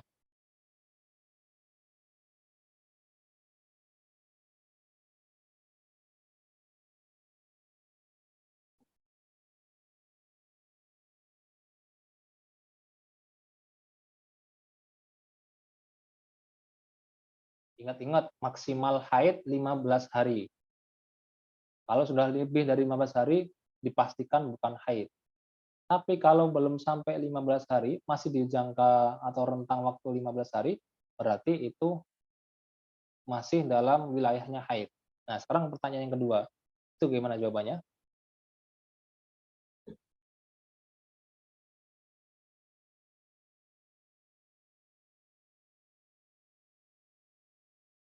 Tujuh hari warna merah sama 7 hari warna hitam bukan haid. 7 hari warna merah dan 7 hari yang ketiga, yang warna hitam, itu bukan haid, gitu ya?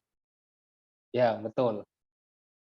Ini, tapi lagi-lagi, ada dua pendapat dalam mazhab Syafi'i.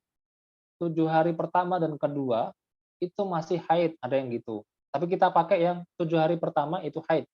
7 hari kedua dan ketiga, itu sudah bukan haid. Kenapa? Karena antara 7 hari pertama dan 7 hari kedua, itu sudah ada perbedaan sifat atau warna darah. Dan orang tersebut mumayyizah. Maka ya yang pertama haid, yang kedua karena darah lemah, maka sudah tidak haid lagi, tapi istihadah. Nah, yang 7 hari ketiga karena sudah di luar dari apa namanya? Sudah di luar dari masa haid, maka yang namanya istihadah itu. Tapi ada juga 7 hari pertama dan 7 hari kedua itu disebut darah haid karena mau merah mau hitam itu kan di total masih 14 hari. 14 hari itu masih dalam fase atau durasi haid begitu. Maka 14 hari pertama itu haid, 7 hari yang kedua karena warnanya sudah beda, maka dia tidak lagi disebut dengan darah haid gitu. Ada yang begitu juga jawabannya. Tapi kita pakai yang 7 hari pertama itu haid, 7 hari yang kedua dan ketiga itu sudah tidak haid atau istihadah. Yang ketiga, contoh kasus yang terakhir, seorang wanita melihat darah untuk pertama kalinya selama 16 hari tanpa terputus. Namun setiap hari berganti-ganti antara hitam dan merah hingga hari ke-11. Gimana jawabannya? Pahami dulu antum soalnya. Wanita keluar darah selama 16 hari berturut-turut tanpa terputus. Dia tanpa terputus, nggak pernah ada liburnya. Namun masalahnya hari pertama hitam, hari kedua merah, hari ketiga hitam, hari keempat merah, hari kelima hitam, hari keenam merah. Begitu sampai hari ke-11. Mulai hari ke-12 itu darahnya sudah mulai merah terus. Apa jawabannya? Jadi selang-selingnya cuma 1 sampai 11 tok.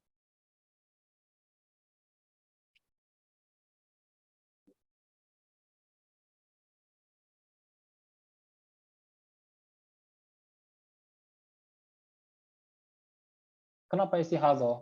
Kenapa bisa demikian? Kan satu hitam, kedua merah.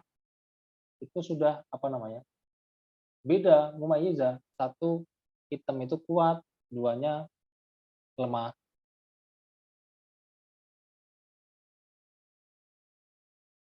Maksimal 15 hari. Nah, oke. Kita lihat jawabannya di slide selanjutnya. Kuncinya di sini. Syarat seorang wanita menjadikan tamyiz sebagai penentu ini darah haid atau istihadah. Jadi penentu, oh ini darah istihadah. Itu salah satu caranya dengan tamyiz. Harus bisa membedakan sifat darahnya. Nah, yang pertama, kalau mau menggunakan tamyiz, syaratnya yang pertama durasi darah yang lebih kuat minimal 24 jam keluarnya. Yang kuat, hitam dia keluar selama 17 hari. Tapi yang pertama hitam, yang kedua merah. Nah, yang hitam ini selama memenuhi kriteria minimal 24 jam, maka disebut haid. Meskipun cuma butuh 1 hari misalkan. 1 hari hitam terus keluar tanpa putus. Lalu dari tanggal 2 sampai 17 itu merah. Nah, Berarti syarat yang pertama sudah terpenuhi. Durasi darah yang lebih kuat antara pertama kan hitam, yang kedua tadi merah. Yang hitam itu sudah memenuhi kriteria, lebih kuat minimal 24 jam, berarti syarat pertama terpenuhi. Sekarang syarat yang kedua. Durasi darah yang lebih kuat tidak melebihi 15 hari. Tadi cuma 1 hari kan, 24 jam. Hari kedua sudah merah, berarti masuk kriteria yang kedua lagi. Bisa dikatakan nanti selain hitam atau yang berwarna merah itu istihadah. Karena darah hitamnya yang lebih kuat tidak melebihi 15 hari. Syarat yang ketiga, durasi darah yang lebih lemah keluar minimal 15 hari. Jika darah keluar terus-menerus. Maksudnya gini, 1 tadi hitam, 2, 3, 4, sampai 17 itu merah. Nah, durasi darah yang lemah tadi itu, yang merah, itu keluar minimalnya 15 hari jika di tanggal 18 masih keluar darah lagi. Entah itu keluar darahnya hitam. Gitu ya. Nah, kalau hitam, 1 hitam, 2 sampai 17 merah, 18 hitam. Berarti 1 itu haid. 2 sampai 17 itu adalah darah istihadah. Nah, karena syarat dia masuk dalam kriteria darah istihadah yang patokannya adalah tamyiz. Minimal darah yang lebih lemah keluarnya 15 hari. Kemudian yang keempat, syarat yang terakhir, darah yang lemah keluar terus tanpa dijeda oleh darah yang kuat. Misal, 1 hari pertama full keluar darah hitam. Hari kedua full keluar darah apalagi merah. Hari ketiga full darah hitam. Nah, berarti darah yang merah tadi ketemu dengan hari yang ketiga darah yang hitam. Gitu. Habis itu hitam terus. Hitam terus. 3, 4, 5 itu hitam terus. Maka 1 haid, 2 haid, 3 haid, 4 haid. Karena darah yang lemah tidak sampai 15 hari, terus ternyata darah yang lemah tadi itu terjeda oleh darah yang kuat. Tanggal 3-nya ada darah kuat hitam. Maka 2 itu meskipun secara tamyiz dia lebih lemah, tapi karena terjeda lagi oleh darah kuat maka tidak tidak disebut dengan darah haid. Tidak disebut dengan darah istihadah. 1, 2, 3 itu semuanya haid. Beda kasusnya dengan contoh yang keempat tadi. Contoh kasus yang ketiga tadi. 1 hitam, 2 merah, 3 hitam, 4 merah, 5 hitam, 7 merah, 6 merah. Angka ganjil itu pokoknya hitam terus sampai hari ke-11. Mulai 12, 13, 14, 15, seterusnya kok merah, berarti inilah patokannya. Di tanggal 1 sampai 17 itu darah haid semua. 12 karena sudah mulai merah, 13 merah, 14 merah, 15 merah, sudah tidak terjeda dengan darah kuat, maka dari tanggal 12 tadi disebut dengan darah istihadah. Sudah mulai bingung? Ya, alhamdulillah kalau sudah mulai bingung. Ya, taib. Itu syarat tamyiz ya, syarat tamyiz. Nah, selanjutnya membedakan sifat darah kuat dan lemah, ya ada tiga aspek yang diperhatikan. Oh, ini darah kuat, ini darah lemah. Aspek yang pertama dari warna dulu. Kalau dari warna yang paling kuat hitam, kemudian merah, kemudian coklat, kemudian kuning, kemudian keruh. Aspek yang kedua dilihat dari sisi kekentalannya dan aroma darahnya. Kalau dia kental berarti kuat darahnya. Tapi kalau encer berarti lemah. Aroma juga gitu. Semakin aromanya tidak sedap, itulah darah haid. Tapi semakin tidak ada aromanya, berarti itu darah yang lemah, gitu ya. Nah, kuat dan lemahnya bisa dilihat dari aromanya juga. Kemudian yang ketiga, ini sudah fix dikatakan darah tersebut atau sifat darahnya itu kuat kalau 3 sifat terpenuhi. Sudah hitam darahnya, kental juga, aromanya pun menyengat, itu fix dia darah yang kuat, sifat darah yang kuat. Kalau cuma dua, sama-sama dua gitu ya, sama-sama hitam, tapi yang satu kental, yang satu menyengat. Mana yang lebih kuat? Dikuatkan kentalnya atau menyengatnya? Nah, ini pertanyaan.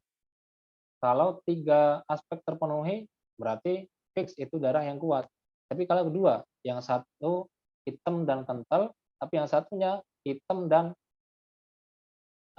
aromanya tidak menyengat. Mana yang lebih kuat? Darah satu atau yang dua? Kental, hitam dan kental. Jawabannya itu kental dan aroma setara kekuatannya. Berarti cara melihatnya adalah mana yang duluan keluar. Kalau yang keluar duluan adalah hitam dan kental, itu yang kuat. Hitam yang kemudian kalau keluar yang selanjutnya hitam dan aromanya menyengat, itu yang lemah.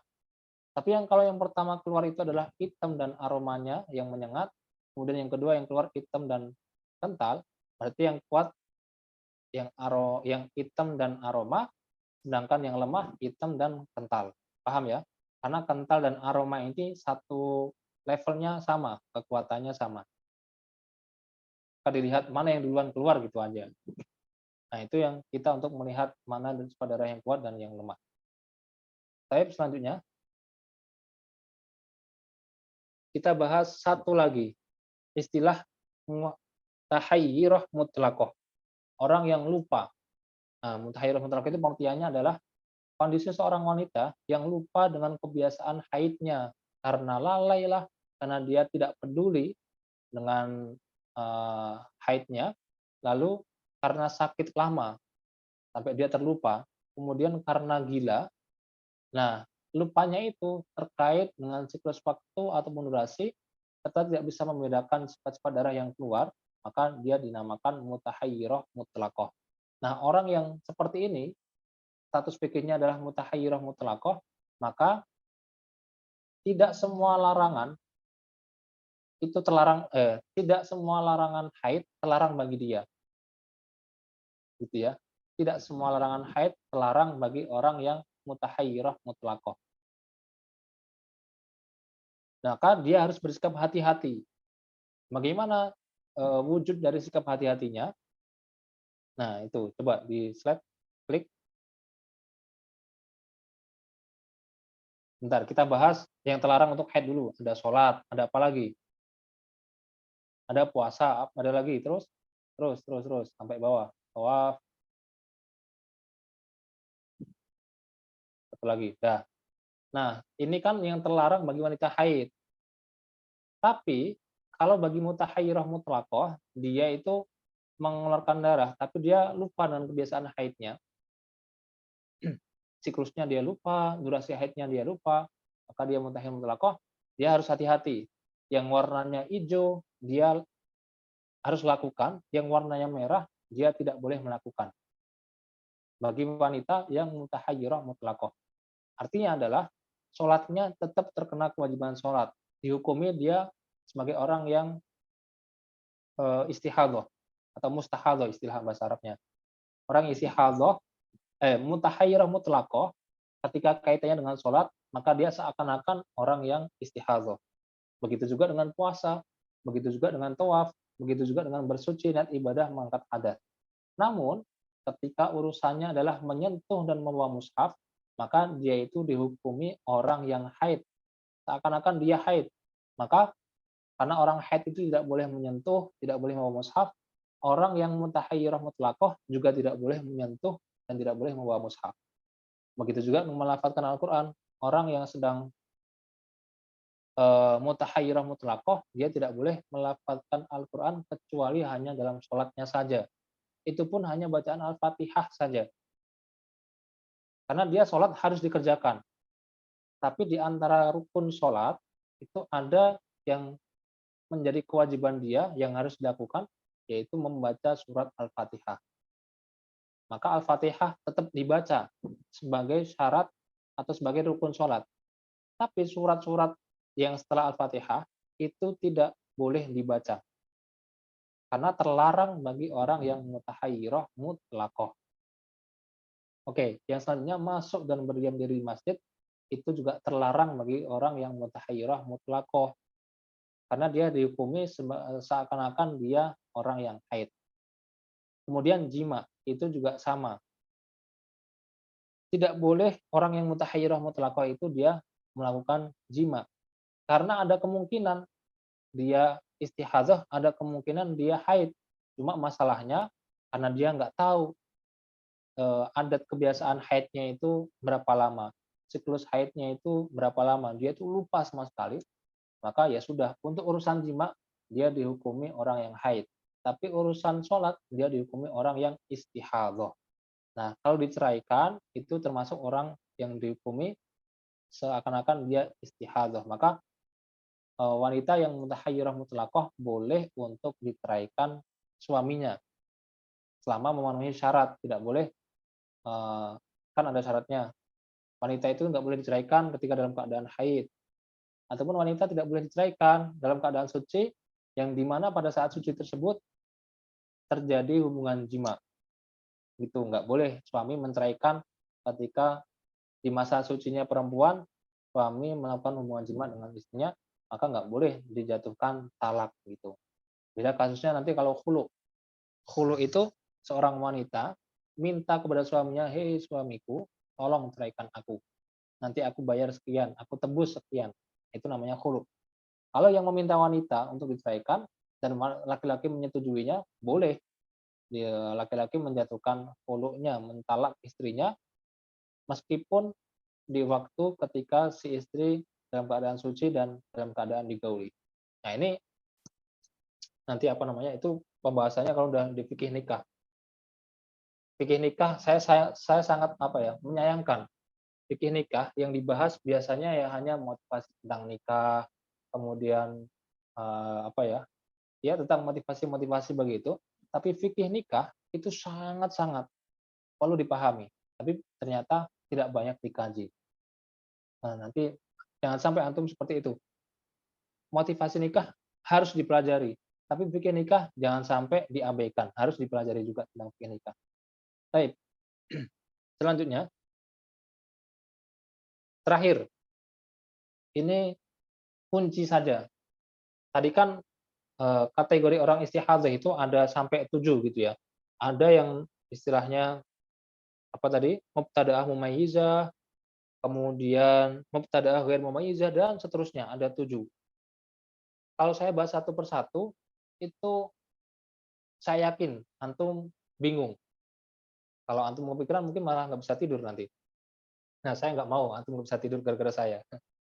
Maka tidak saya bahas semuanya, karena memang sangat ribet, rumit. Maka ini kunci umumnya, namun tidak menjadi paten, kunci ya umumnya gitu ya. Baik, ada darah istihadzah mutlak, ada istihadzah mana? Klik selanjutnya. Tadi kan ada mutlak, ada yang bercampur dengan haid dan nifas, kan gitu. Nah, disebut dengan darah mutlak kalau keluarnya di masa suci. Itu kan mutlak. Maka rumusnya adalah klik selanjutnya. Nah, ini. Darah tersebut tetap dihukumi istihadzah dan wajib untuk menyempurnakan hingga batas minimal suci. Misal, selama 30 hari keluar darah mutlak gitu ya, darah mutlak. Kayak gini aja, saya buat kasusnya. 1 sampai 15 keluar darah. 16 sampai 30 keluar darah. 1 sampai 15 darah tersebut dihukumi haid. Gitu kan? Dihukumi haid karena batas maksimal haid ya 15 itu. 16 sampai 30 karena sudah keluar dari maksimal haid, maka itu namanya adalah istihadzah.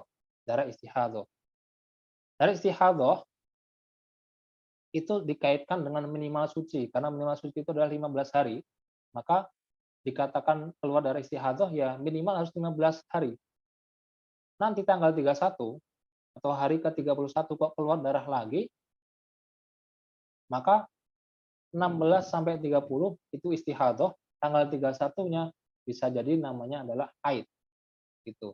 Karena istihadhahnya sudah memenuhi syarat minimal sampai batas minimal suci 15 hari. Itu kalau istihadhah mutlak. Sekarang kalau istihadhah yang bercampur dengan haid ataupun nifas, ada dua cara untuk menentukan, oh ini darah istihadhah, oh ini darah haid, oh ini darah nifas. Caranya dengan pertama tamyiz, membedakan antara darah kuat dengan darah yang lemah, tamyiz tadi. Selanjutnya, slide klik. Nah ini, tamyiz itu bisa membedakan warna darah haid yang kuat dan lemah. Sehingga yang kuat dihukumi haid, selebihnya adalah istihadhah. Itu rumus umumnya. Tamyiz. Tapi kalau dia tidak bisa membedakan, bukan mumayyizah, maka pakai cara yang kedua, adat. Melalui kebiasaannya. Dia pertama kali haidnya durasinya misalkan 5 hari. Siklusnya adalah 35 hari. Berarti selama 35 hari, 5 hari pertama itu haid, 30 hari suci. Nanti setelah itu 5 hari haid lagi, 30 hari suci, begitu. Siklusnya 35 hari. Nah, karena adatnya seperti itu, terus di tahun selanjutnya kok ternyata keluar darah bukan hanya 5 hari, tapi darahnya 7 hari. 7 hari ini dia bukan orang yang tamyiz, dia tidak bisa membedakan darah kuat lemah, dia nggak bisa membedakan. Maka patokannya pakai adat. Patokannya udah pakai adatnya aja, karena dia biasanya haid itu 5 hari, sekarang keluarnya 7 hari, maka yang 5 hari haid, yang 2 hari adalah istihadhah, berdasarkan kebiasaan dia kalau haid itu cuma 5 hari. Nah, itu bakal adat itu, tamyiz itu yang paling kuat. Kalau orang bisa membedakan, itu yang dijadikan patokan ini darah haid, ini darah istihadhah. Tapi kalau nggak bisa membedakan, maka pakai cara yang kedua, pakai adat. Ya lebih enakan adat, tapi adat itu terkalahkan dengan tamyiz. Karena tamyiz itu yang paling pertama yang harus dia ini dulu. Yang paling dia harus tamyiz dulu. Kalau tamyiz baru nggak bisa, baru adat. Maka bagi yang pernah mengalami haid, sehingga dari percampuran darah tersebut haidnya hanya 9 adat, selebihnya istihadhah. Tadi yang seperti yang saya jelaskan, gitu ya. Nah, umumnya orang cuma pakai yang adat. Tamyiznya itu masa bodoh begitu. Padahal tamyiz lebih kuat daripada adat. Baik, ini materi singkat terkait dengan istihadhah. Tidak terlalu detail saya sampaikan. Ya mudah-mudahan Anda yang bisa dicerna atau semuanya bisa dicerna dengan baik. Dan saya kembalikan ke moderator.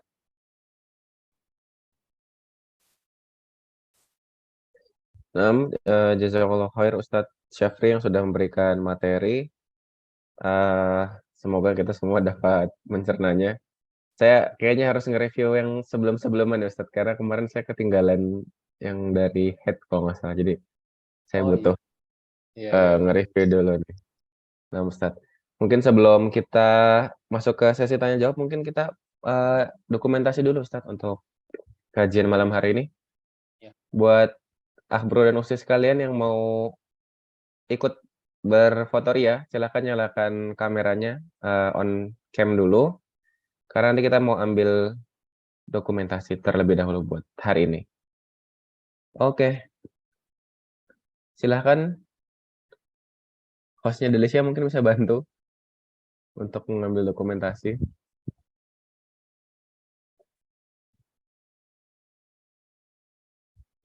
Oke.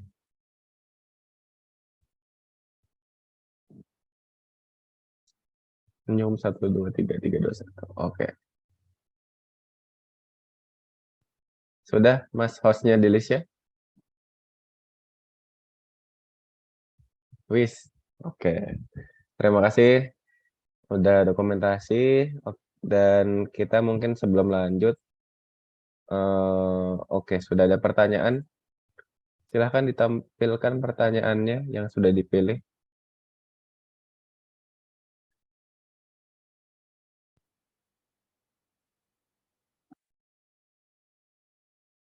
Ini karena pertanyaannya ada banyak dan juga waktunya terbatas, jadi kami pilihkan dulu Ustadz untuk pertanyaannya. Seperti itu.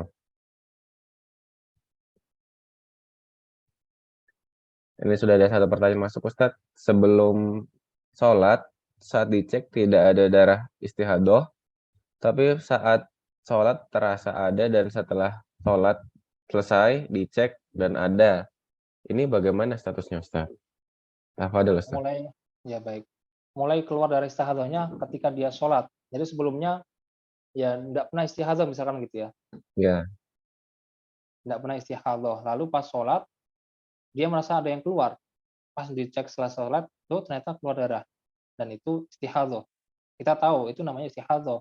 Karena masih dalam waktu kita suci, kok kita, wanita tersebut masih dalam waktu suci, terus kok keluar darah, berarti ini istihadah udah. Apa yang harus dilakukan? Kalau masih ada waktu, sisa waktu dia sholat untuk mensucikan najisnya tadi, lalu disumbat. Kalau keluar terus ternyata, kalau keluar terus ya harus disumbat. Atau minimal pakai pembalut yang kemudian dilapisi dengan kain celana yang ketat gitu, baru nanti wudhu lagi. Kalau masih ada sisa waktu untuk itu. Tapi kalau misalkan sholatnya zuhur itu jam 12 sampai jam 3, dia sholat jam 3 kurang 5, wah udah mepet, keluar darah pula, istihadah. Ketika waktunya sudah tidak ada lagi untuk dikerjakan, ya sudah.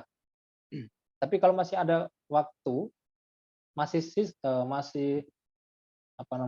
masih bisa untuk mengulangi sholat, diulangi lagi karena darah istihadah itu sedikit dihukumi, sepakat semua ulama, sedikitnya keluar darah istihadah ma'fu, najis yang dimaafkan. Nah, yang menjadi perbedaan itu kalau istihadahnya keluarnya banyak, apakah juga ma'fu atau enggak gitu. Maka karena ma'fu nggak perlu mengulangi sholat lagi, asalkan cuma sedikit. Tapi kalau masih ada waktu, meskipun cuma sedikit, maka mending mengulangi lagi supaya lebih lebih aman gitu ya dari perbedaan para ulama. Ya, mudah-mudahan bisa dipahami.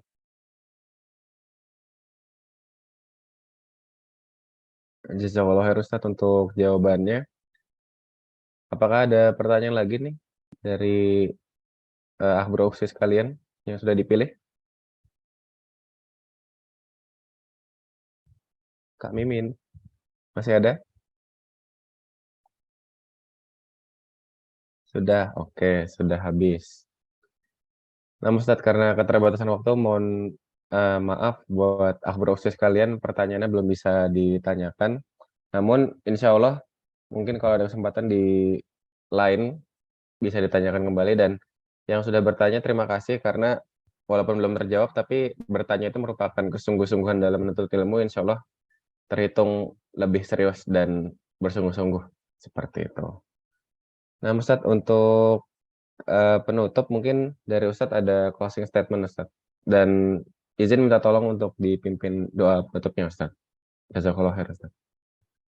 Ya, mudah-mudahan apa yang kita pelajari pada malam hari ini membuahkan manfaat untuk kita semua, membuahkan keberkahan untuk kita semua, dan ini menjadi ikhtiar kita untuk mencetak generasi selanjutnya. Kalau kita nanti punya anak, mudah-mudahan anak kita menjadi semangat untuk mempelajari ilmu agama. Selain dia mempelajari ilmu dunia-dunia yang lainnya, dia juga ikut mempelajari ilmu agama karena orang tuanya dulu ketika muda ternyata orang tuanya rajin untuk belajar ilmu agama gitu. Maka menjadi ilmuwan yang sifatnya duniawi boleh, silahkan, tapi jangan lupakan ilmu-ilmu keagamaan. Nah, ini mudah-mudahan langkah ikhtiar kita untuk mencetak generasi selanjutnya dari kita itu supaya nanti mereka juga suka dengan ilmu, bahkan menjadi alim. Kitanya bolehlah, kita itu nggak sampai alim-alim banget, tapi kita suka dengan ilmu. Ternyata anak kita, keturunan kita ulama gitu ya, jadi orang yang ahli ilmu, bukan hanya suka lagi, tapi sudah ahli ilmu. Itu harapan kita. Sekali lagi mudah-mudahan bisa bermanfaat untuk kita semua. Amin ya rabbal alamin. Kita doa dengan istighfar 3 kali. Astagfirullahaladzim. Astaghfirullahaladzim, astaghfirullahaladzim, wa atubu ilaik. A'udzubillahi minasyaitonirrajim. Bismillahirrahmanirrahim. Alhamdulillahi rabbil alamin, hamdan syakirin wa hamdan na'imin, hamdan yuwafi ni'amahu wa yukafi'u mazidah. Ya Rabbana lakal hamdu kama yanbaghi li jalali wajhikal karimi wa 'azimi sultanik. Allahumma salli wa sallim wa barik ala sayyidina Muhammad wa ala ali sayyidina Muhammad. Salatan tunjina biha min jami'il ahwali wal afat. وتقضي لنا بها جميع الحاجات وتطهرنا بها من جميع السيئات وترفعنا بها عندك أعلى الدرجات وتبلغنا بها أقصى الغايات من جميع الخيرات في الحياة وبعد الممات. اللهم إنا نسألك الهدى والتقى والعفاف والغنى. اللهم إنا نسألك سلامة في الدين وعافية في الجسد وزيادة في العلم وبركة في الرزق وتوبة قبل الموت ورحمة عند الموت ومغفرة بعد الموت. اللهم هون علينا في سكرات الموت والنجاة من النار والعفو عند الحساب. ربنا لا تزغ قلوبنا بعد إذ هديتنا وهب لنا من لدنك رحمة إنك أنت الوهاب. ربنا هب لنا من أزواجنا وذرياتنا قرة أعين واجعلنا للمتقين إماما. اللهم اغفر لنا ذنوبنا ولوالدينا وارحمهم كما ربونا صغارا. اللهم اغفر لنا ذنوبنا ولوالدينا ولمشايخنا ولجميع المسلمين والمسلمات والمؤمنين والمؤمنات الأحياء منهم والأموات إنك سميع قريب مجيب الدعوات يا قاضي الحاجات.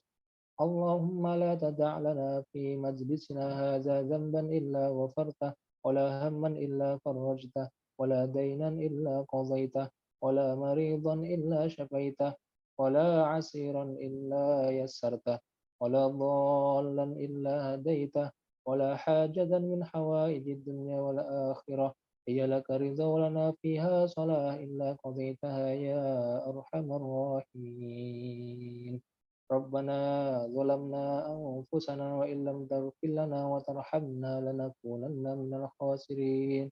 ربنا آتنا في الدنيا حسنة وفي الآخرة حسنة وقنا عذاب النار. اللهم اجعلنا من أهل العلم والخير. اللهم اجعلنا من أهل العلم والخير. اللهم ارزقنا حسن الخاتمة وسلمنا من سوء الخاتمة. اللهم ارزقنا زيارة الحرمين. اللهم ارزقنا زيارة الحرمين. اللهم ارزقنا زيارة الحرمين. وصلى الله على سيدنا ومولانا محمد وعلى آله وصحبه وسلم. سبحانك ربك رب العزة عما يصفون وسلام على المرسلين والحمد لله رب العالمين. الفاتحة.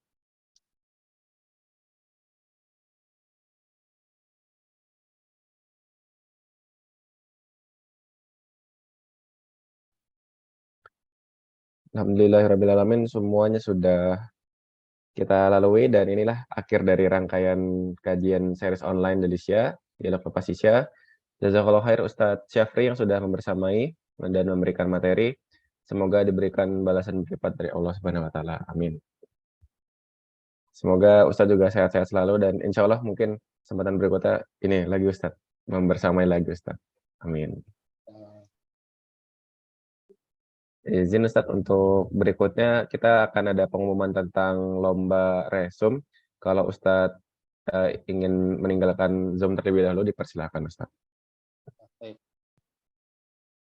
Baik, saya pamit ya. Assalamualaikum. Ya Ustadz. Waalaikumsalam warahmatullahi wabarakatuh. Oke, Akhbaro dan Usis itu tadi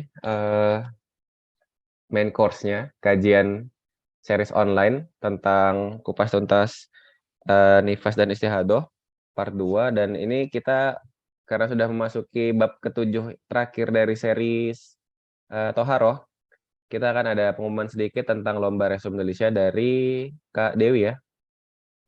Oke, silahkan Kak Dewi.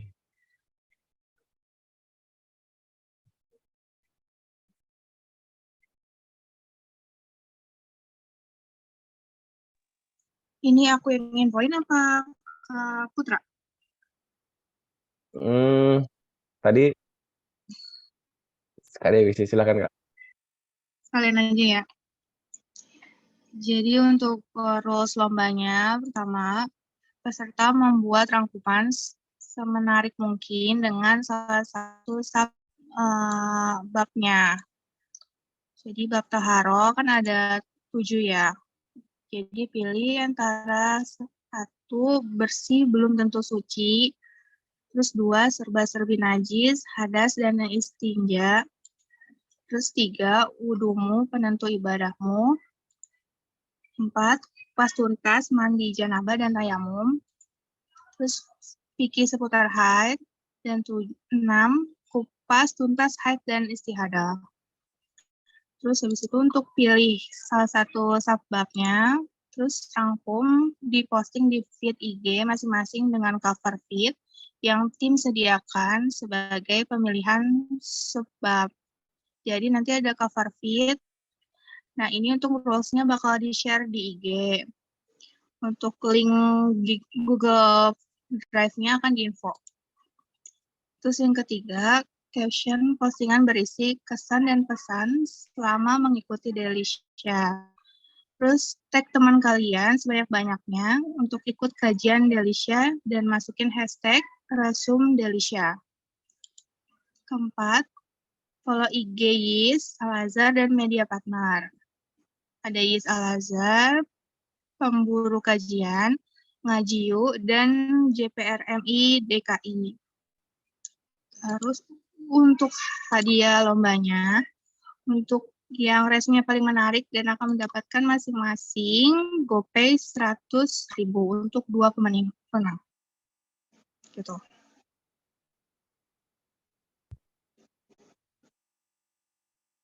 Oke, Kak. Ini 100.000 untuk 2 orang berarti Ya, jadi masing-masing. totalnya 200. Oke, total 200. Adakah deadline-nya, Kak? Nanti untuk lebih detailnya akan dipost di IG. Oke, terima kasih Kak Dewi. Cover feed sudah ada di kolom chat teman-teman. Browser silahkan bisa dilihat. Cover feed sudah ada linknya di kolom chat. Itu saja Kak untuk penjelasannya atau ada tambahan? Nanti teman-teman bisa langsung cek di IG aja lebih detail.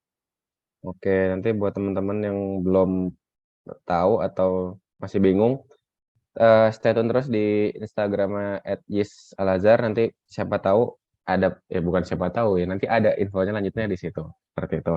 Dan mungkin kalau misalkan baru gabung nih, ya tetap boleh ikut. Nanti untuk kajian-kajian sebelumnya kan sudah ada juga di YouTube Yis Al-Azhar. Silahkan dilihat di sana dan jangan lupa di-subscribe juga, seperti itu. Oke, itu saja mungkin untuk malam hari ini. Jazakumullah khair untuk Bro dan Ustaz sekalian yang sudah bergabung dari awal hingga akhir. Kalau nanti ada masukan silahkan diberikan masukannya bisa lewat IG-nya atau mungkin teman-teman yang belum tahu, kita juga ada Telegram, jadi bisa di-search aja kajian Yis Al-Azhar, itu sudah ada juga. Nanti info-info juga bisa kita share di situ. Itu saja, saya Putra selaku moderator. Mohon maaf jika ada kesalahan kata. Undur diri. Terima kasih. Wassalamualaikum warahmatullahi wabarakatuh. Delisha, dialog lepas isya.